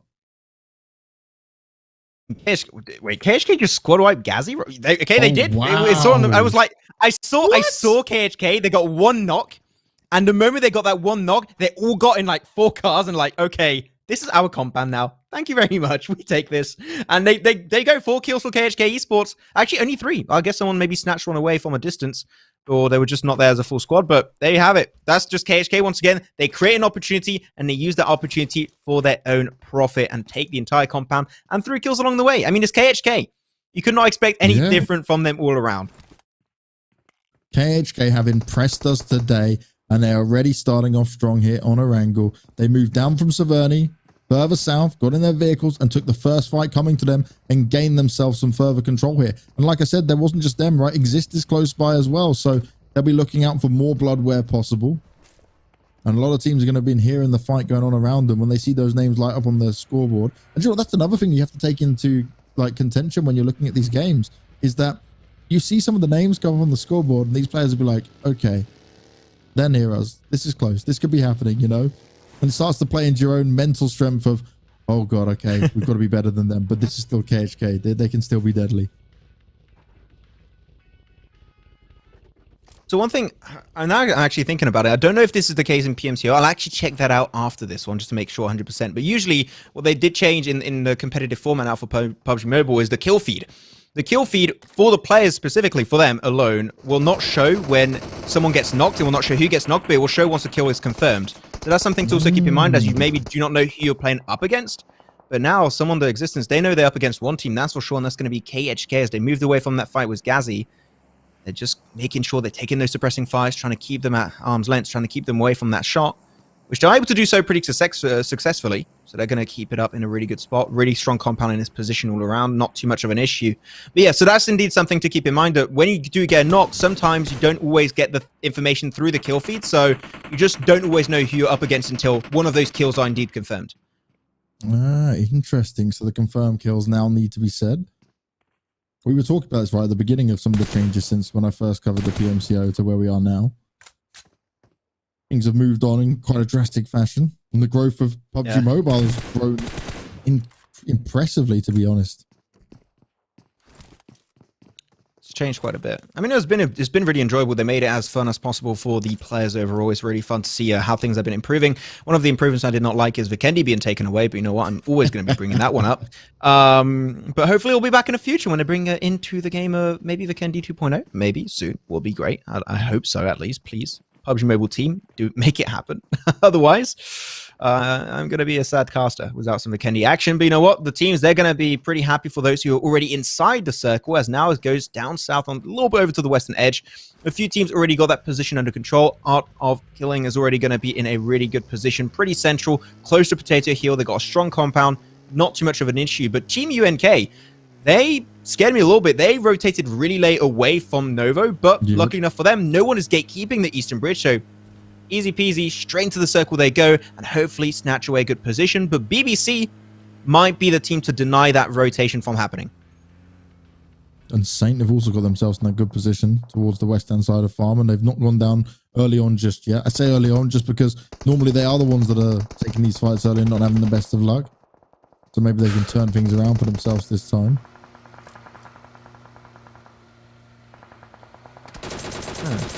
They just squeezed themselves through existence. I was a little bit stressed out for them. They were pushing themselves between 3 teams for a second. and they are actually able to make it through for the time being, at least. Nice position, close to Potato Hill is a high ground position. In competitive, this is a spot that a lot of teams like to play around. This is why it's going to be heavily contested. Someone drives right by Aero. Aero wants to be able to try and take this, wants to be able to get himself the opening kills here, but it is going to be more than difficult for him. His teammate is pinned down as well. Zodiac not going to be able to come into the fight as Beast is looking out for him. The nade comes out towards him, and he play off the rocks. He's got enough cover for now. We're watching G4K still lose MFP there. And no chance of them being able to kind of survive this and group back up. They're so split apart, and that is the worst position to be in. I'm not always against having, like, you know, 2v2 splits. You can make that work. But it's when you're split one by one, it's so treacherous for you here. You also see it on the kill feed, the KHK. Okay, they've got a player knocked down. Mercury's on the floor. He's normally the one pushing up forward. But the rest of the team have come in to save the day, and so far they're managing to make it work. YKI are getting absolutely destroyed. 7. And I think they kept it all together. 7 kills now. Mercury can still be revived. And KHK, they are on for another dominant performance here on Marangal. And we still got 14 teams left. This is madness. So this means KHK, we're still just very early game, by the way, 50 minutes only, phase 3 circle. They squad wiped the only 2 teams that died. Well, now there's the 3rd team because I jinxed it. That's what I do. I'm the cursed caster after all. But like they killed the 20 teams that died initially in that game. That shows how just proactive they are. Every time they see a pixel moving out of place, like that's a team fight. That's a bunch of points. We're going to go for it. So I love how KHK love to play aggressive. It is their play style, and they play into it just so damn well. Now, Art of Killing, I said it initially, really good position. Central circle, no reason to move away from this spot whatsoever unless you get contested, which could be happening by the side of bot later on if they decide to do so. But the circle centered up really nicely. And they're just on the western side. They can gatekeep up to 3 teams, by the way. So this compound alone, the potential of points it could bring to you alone is going to be huge. But seems like, okay, I thought they were going to leave. They got in a buggy. Manbore just scared me for a sec, but no, Manaroba is going to be staying in that position. We're good to go. But now I'm looking at the southeast. A lot of teams on the move here, Banks. And that's what you got to be doing now. You got to try and take some ground and fight for it. Although we know the circle has got smaller, there's still a lot of teams and players within this. Back and forth between the Drogons and YNK. Nero's going to get the revive off on bot Jeff, and well, he's certainly not been acting like a bot. Maybe the more supportive element of the team from what we've seen, but YNK, they've called in the cavalry. Everyone's coming up. The full attack's going to be coming in. The Molotov's going to be used as well. Nero trying to take some extra shots on him. He needs to be careful. He might not be able to get the revive off. Nero goes down, and YNK, they've got full control of this. Dan, he wants to land the best nade possible, but while he's doing this, he could be getting shot at from up high by Exist. They were providing some almost cover fire, maybe intentionally, maybe unintentionally for YNK, but the grenades are going out, and desperately, Drogons, they're trying to stay alive, they're trying to hang on, but Jeff, he's already going down. Oh, big nade coming out, and that is it. They are done for, and YNK, they pull it off. And they don't lose a single play. If they get the revive onto loops, this is going to be brilliant for them. Sets themselves up with 4 kills and a good spot to fight on here just outside of farm. Oh, another fight's going to be happening with UNK. They got 1v2 happening, and yeah, Mohamed's not going to be able to make anything happen. That's going to be him going down, an extra frag going away off boat. But I don't know if you saw that in that last fight for the Harry Potter Tower. Unfortunately, Dragons naded themselves. That is another thing that you do not wish to do. But you know what? Hey, we got some recap of what happened yesterday with 777 server. Things do happen from time to time. But KHK, what happens also for them to time? Well, actually a lot more things that happens for them than you might expect. They are fragging out so much, and there's still 10 teams alive, and yet they got 11 kills. They're just on top of the African meta. This is a team that really bring them on the international stage. I truly believe they can take it up against some of the best teams in the world currently. And I think they would definitely deserve that spot all around. But here you go. Also behind them, you're going to have the Magicians, ATL Magicians, roaming on through in that 2-man car rotation. There's another 2-man car rotation coming on behind. Reverb might be able to spot it out. The spray comes on through. And what Reverb is doing here is crucial. They've already been under fire. They're trying to get the revive off and heal each other back up, right? Reverb is taking initiative. He's pushing on out, and he's challenging some of the teams running by. Just in case they think about stepping out into the action, he wants to make sure that they do not. And the ATL Musicians, they're going to provide some fire back up towards KHK. But do you really want to get involved in that fight? You're already fighting one other squad. A third party could be in full effect, and you will be trapped. Potentially run on over if you are not careful. More shots being hit here. Relax looking to do as much as possible. Legacy hits the ground, but he is not done yet. He continues to spray on forward. Oh, another shot. LK able to find it. M4 onto Vortex. They're down to 2 currently. And the circle's moving away from their spot. And man, this is insane. The circle keeps entering up on the exact same team every single time. It's a little bit pixelized. I can't. No, that's existence. Yeah, that's 100% existence. Yeah, that's like the 3rd circle in a row that they just, okay, circle magnets every single time coming their way, and they just don't really have to move. But I love the fact is how they got this split. 2 players central, 2 players also on the eastern side to gatekeep teams, especially the likes of KHK, away from that one. Because if they go dead center without any buildings, you know you're going to get shot at by every cardinal direction. So you've got to make sure you're still trying to defend one of those side circle positions, which is exactly what Existence are trying to do. But unfortunately, you can see in the kill feed, Existence are struggling as they take that fight and getting breached up by none other than KHK Esports. And KHK, they're still picking up kills. Exist is able, though, to fight back. It's Reverb who's going to go down, and he's such a crucial player for them to have. But Clutch, he's trying to fire off with the Mac, and it's not going to work out. Sully just overwhelms him, runs him down. But Sully now, he needs to be able to get some cover. The smoke goes down, and they want to keep as many players alive. They lost Reverb in this fight, but they're up at 12 kills already, and they're just outside of placement points. KHK, they're doing the best they can as possible here. And that grenade going out from LK, he's trying to keep BBC away to ensure that the rest of his teammates can come back up to life. Clutch is going to be finished off by Mercury. And now we're going to see if KHK can continue to fight this against BBC, because they have been non-stop. They have not been able to slow down and recatch themselves. Oh, that's less than ideal for them. They're going to be able to lose LK down on his knees. BBC, they know this is their time to strike, and they're trying to make it work. The energy drink's going to be popped by Sully, and he knows he needs to do something drastic here. It's a 2v4, and do they want to take this fight, or do they just want to back away and grab as many more placement points? He's stuck. He doesn't know where to look or turn at the moment, and you can see the positions the BBC are taking. Law is going to come round the side. He wants to try and take a forward position, but it's actually the Magicians providing some helpful cover. News there as well. This could work out for him. KHK could somehow survive with just Sully here if more shots continue to go out like this. Mercury could be revived potentially. Sucks pushed on in. He's spraying it out. Oh, and he's taking the fight. He gets it done. That'll be KHK down and out of it. No chance for them now, but they got a hell of a lot of kill points, and I think they finished in 8th place.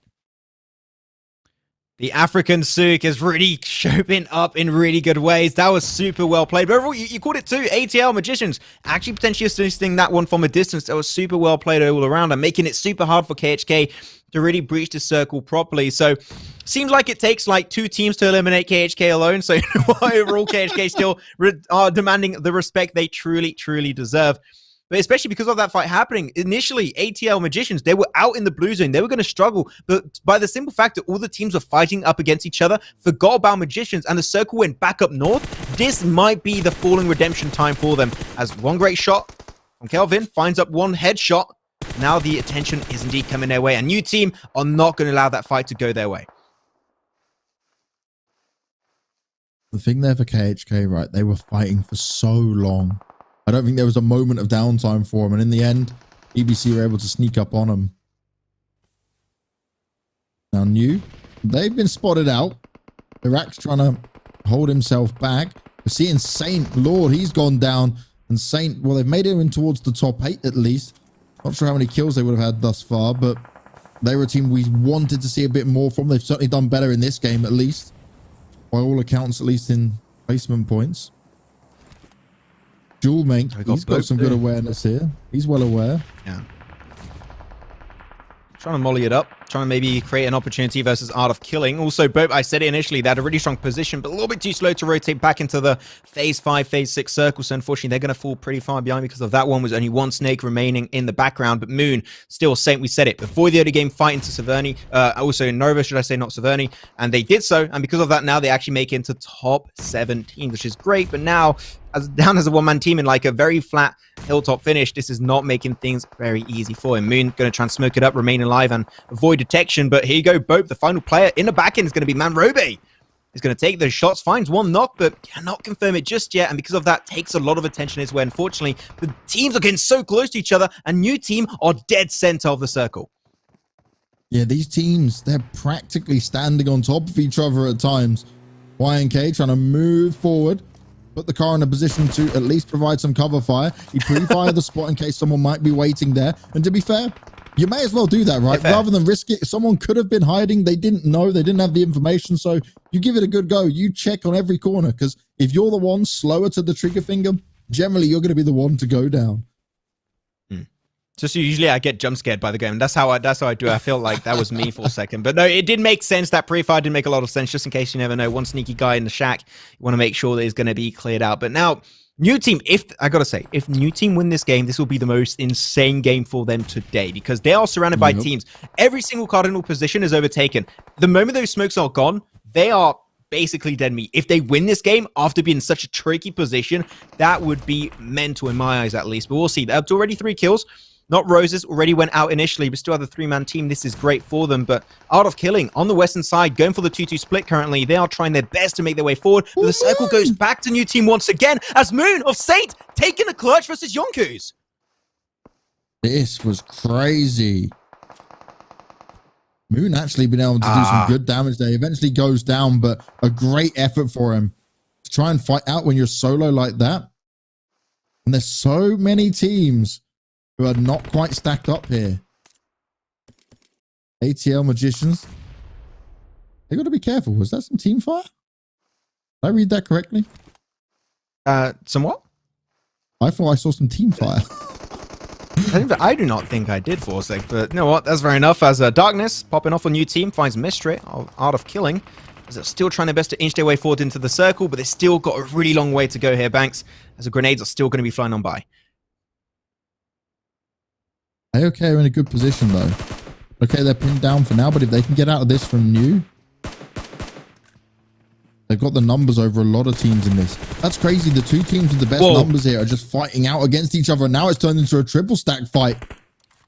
They're all pushing it at the same time. They all want to make their move.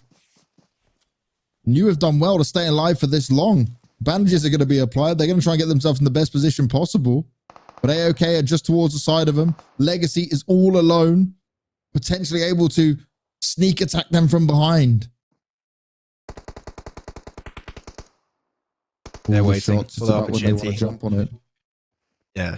They cleared the north at least, which is good. They got the control of the northern side of the circle, which is great. That is how they should be doing it, putting their focus on now just the south, east, and west all around. So that's great. And also the man advantage is somewhat going their way. They've still got 3 players alive, which is not going to be the case for all of the other teams, except for the side of Art of Killing. Now with the smokes inching closer and closer by the second. They're looking for the initial shot if possible, but still Legacy on the mountaintop for Magicians, waiting for that opportune time to strike. If he can get a quick sneak attack while they're too busy. Yes, the nades are there as well. And he's got so many. Oh no, that's huge. Legacy onto Darkness. Iraq and Relax now going to be so scared from the sides. But look at YNK. They've jumped up on AOK at the same time. These solo players are putting in the work. But Legacy's found him from the side. Manages to get it done. Puts himself into a top 3 position. AOK now. They've got 2 players left alive in this. Legacy's got the high ground. He had the nades as well to push him on out. And he was applying pressure to New. Oh, Mestra from the side wants to get him while they're busy. Wants to do some more damage there. Relax is stood up. Relax is taking the fight, and he's going down at the same time. Is it going to work out for him? AOK surprising, attacking, but it's Legacy able to do some more damage. Legacy is striking from everywhere, and now he's in a 1v3, but he needs to attack now before the revives come in. This is your time to strike, Legacy. Take the fight while you can. I know it's scary, but you don't want to allow it to go into a 2 versus 1 or potentially a 3 versus 1. Oh, it's all on this. Oh, we're having it once again. 1v1. The fact he showed himself initially was great. Just try and deny that res, but you know what? They're going to get a second one. That should not be allowed. Legacy, this was your great time to strike. Oh, no, now it's going to be a 1v3. Unless he has more grenades, but I think he used them all already. He's out. He must be. Yeah. Otherwise, he would have used them by now for sure. Okay, some of them could be low, but Legacy, you had a timing and you did not hit it. Now they can surround you. Now they can overwhelm you. They've got you pinned behind a tree and you are facing death in the face. 3 players lined up ready for you. He's hoping he can pincer him on the movement. He's trying to use the third-person view to his advantage. He starts to see him come out. He believes he can get this attack going. He takes the first few shots. No, my God. More damage being done. No, he nearly pulls it off. A great effort there, but it wasn't meant to be. Legacy fought for his survival, but it's New that take the win.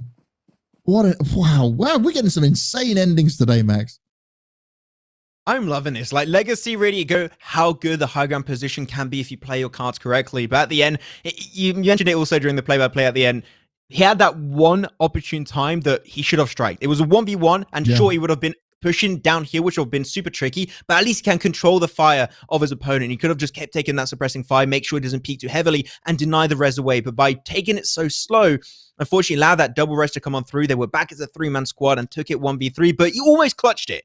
Like, he dominated initially, did a little bit of a throw, and almost took it clutch 1v3 again. So that's just how good Legacy for the side of ATL Magicians actually is. But there's still got to be a winner, new team. And I've been criticizing this team a little bit at the start of the day. I know Maxman Bully, I get it, it's okay. But they improved from game 1 and game 2 into game 3 and game 4. Like, game 3 and game 4 are so different to what they did at the start of the day. And I think they truly improved over time, like purely based off of today. So if they keep improving like this over in the entire course of the tournament, I think the new team can really make a big name for themselves and make in those top 16 positions at the end of the group stage. A new team, really big stuff. I said it too. If they take a win, despite being central in a terrain like this where teams can see them from anywhere, that would be huge, and yet they still take the win. Also, Art of Killing, 3rd position. They take themselves a juicy 7 frags along the way. They were entering from the west, clearing every single team as much as possible. And by doing so, that's a sexy 3rd position. So I'm not going to complain with that. Really good trend from a lot of these teams. And finally, also KHK taken down by a team that you wanted to see step up actually here, Banks. That was Team BBC. They took a great fight onto the ridge line, smoked them out, nade them out, and at the end, they take the dub versus the best team currently in this lobby. So Team BBC definitely rising up to the occasion. And that was it, right? Even though BBC did that, though, KHK still finished. Although they finished in 8th place, they were 4th overall on the board because of all the kills. They got 13 kills in total. Again, just impressive from these guys. This is going to give what? Look at it. Look at the points. They're up at 67 after one day. 38 kill points, 29 placement points, and a chicken dinner. KHK day 2 are large and in charge, and they are one that the other teams will certainly be fearing. I'm looking forward for when we see KHK and Godsent in the same lobby, Max. That's going to be the really interesting one. I think that when you're going to mix up all these lobbies, things are going to get a little bit dicey and slicey over the entire game. But I'm looking especially on the top 4.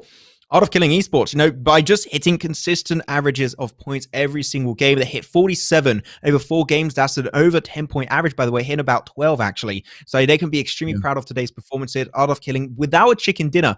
By the way, you have to mention, like, all these top teams, like, so many of them have no chicken dinners. Godsent Temper, Gun, Art of Killing Esports, Phil APX from the games of yesterday. They deserve so much respect. But then also, I'm seeing Slime here. Sure, then a great position regardless. 9th position, that's huge. That's big. You need to be top 16. That is your point of interest. But Slime started off super strong. And the 2 last games, they did kind of fall off a little bit. Sure, they did also have a few good plays along on game 3, but they did end up falling pretty early on in the game, a lot earlier than I was initially expecting. And then we got to look as well, right, when it comes to this now. The Drogans, okay, they didn't have some greatest starts, but these last 2 games, they at least put up some numbers in it. 15 placement points, 14 killing points, 29 total. You'll take that at the end of day 2, and you'll sit yourselves within the top 16 already. It's where you want to be. Today was nuts. I'm so impressed by the level that was brought here. Saint, okay, they've struggled, and I keep pointing them out because they were the team that went down very early on. But you can see, like, they at least changed things up. They didn't just stick to their guns on the wrangle and find themselves in the rough spot the whole way through. Greedy for kills. They've done a lot on placement points, not being able to get the kills in there as much. Your killer is started off in a great spot at the beginning of the day, but then slowed down towards the end. And BBC, well, I think they evened out, right? Because we were, like you said, we were both critical of them at the beginning. But then this last game, they took a fight against KHK. They struck when the iron was hot, and they managed to make it work. So if they can keep that going, there's definitely a chance for them. I'm mainly looking at existence also. I'm looking at the standings overall. They got 18 points for existence. That circle, like 3 times in a row, it went in their favor. And right on top of them. And the moment they shifted away, they're like, oh, what's happening? What are we supposed to do? We're stressed out. What's happening? So overall, I think that if they can just calm their heads a little bit, calm their mental, and just put a good mindset in play overall, because I think that here they had a great opportunity and they became like the new team 2.0, I would almost say. They just had an opportunity and they didn't seize it right away. Sure, they still had to go uphill. It was going to get rather tricky, but I think that if they were a little bit faster to respond to that circle shift, I think they could have been in a way quicker position and better position overall. So overall, you still got so many teams down here. It's only one day. It's only 4 games. We are playing until Sunday for the group stage, so it doesn't really matter too much. One bad day can happen to the best teams out there. It happens for Bigatron, happens for 4am or Nova, and they can still come out on top of the tournament. So it goes to show that even if you have a bad day now, it's okay as long as you are able to do your research, do the VOD review after today. Especially, please do the VOD review. And if you do so, you're coming into tomorrow or after tomorrow way stronger than what you were initially at the start of the tournament. Oh yes, VOD reviews are key. And also, having the best mobile in order to play PUBG Mobile is key as well. And for one last time today, I've got to remind you guys at home that coming Oppo Reno 5 series will be the official designated smartphone of PUBG Mobile Middle East and Africa esports for 2021. Equipped with excellent hardware and software for gaming, the device should always be your lift to the upgraded fun and enjoyment in the battlefield. And that's what we've had a lot of today from start to finish. So I recommend you guys check that phone out if you want to be having a look at how to upgrade yourself and your game when it comes to it, because I think we've both tried this, Max, right? Playing on a phone that doesn't deliver in the right ways and doesn't give you enough performance. I've had laggy games played before.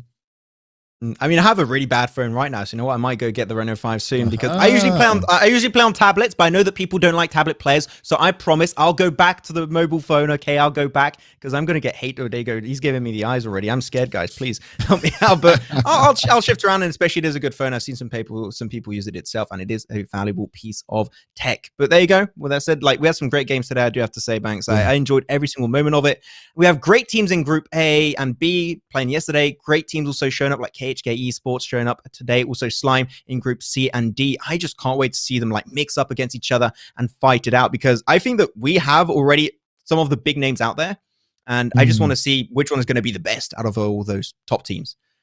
Yeah, it's always the same, right? On day one, where you have the first 2 groups, you get a good taste of it. Then when you see the second 2 groups, you get to feel it out a little bit more. You get to understand what could be happening next. But today has been another great day, and we are done. It is all over for now, but we'll bring you more action the same time tomorrow. So make sure you're back joining me and Max. We'll be delivering you all the games from here on out. Thank you very much for kicking it with us. We'll see you tomorrow for day 3.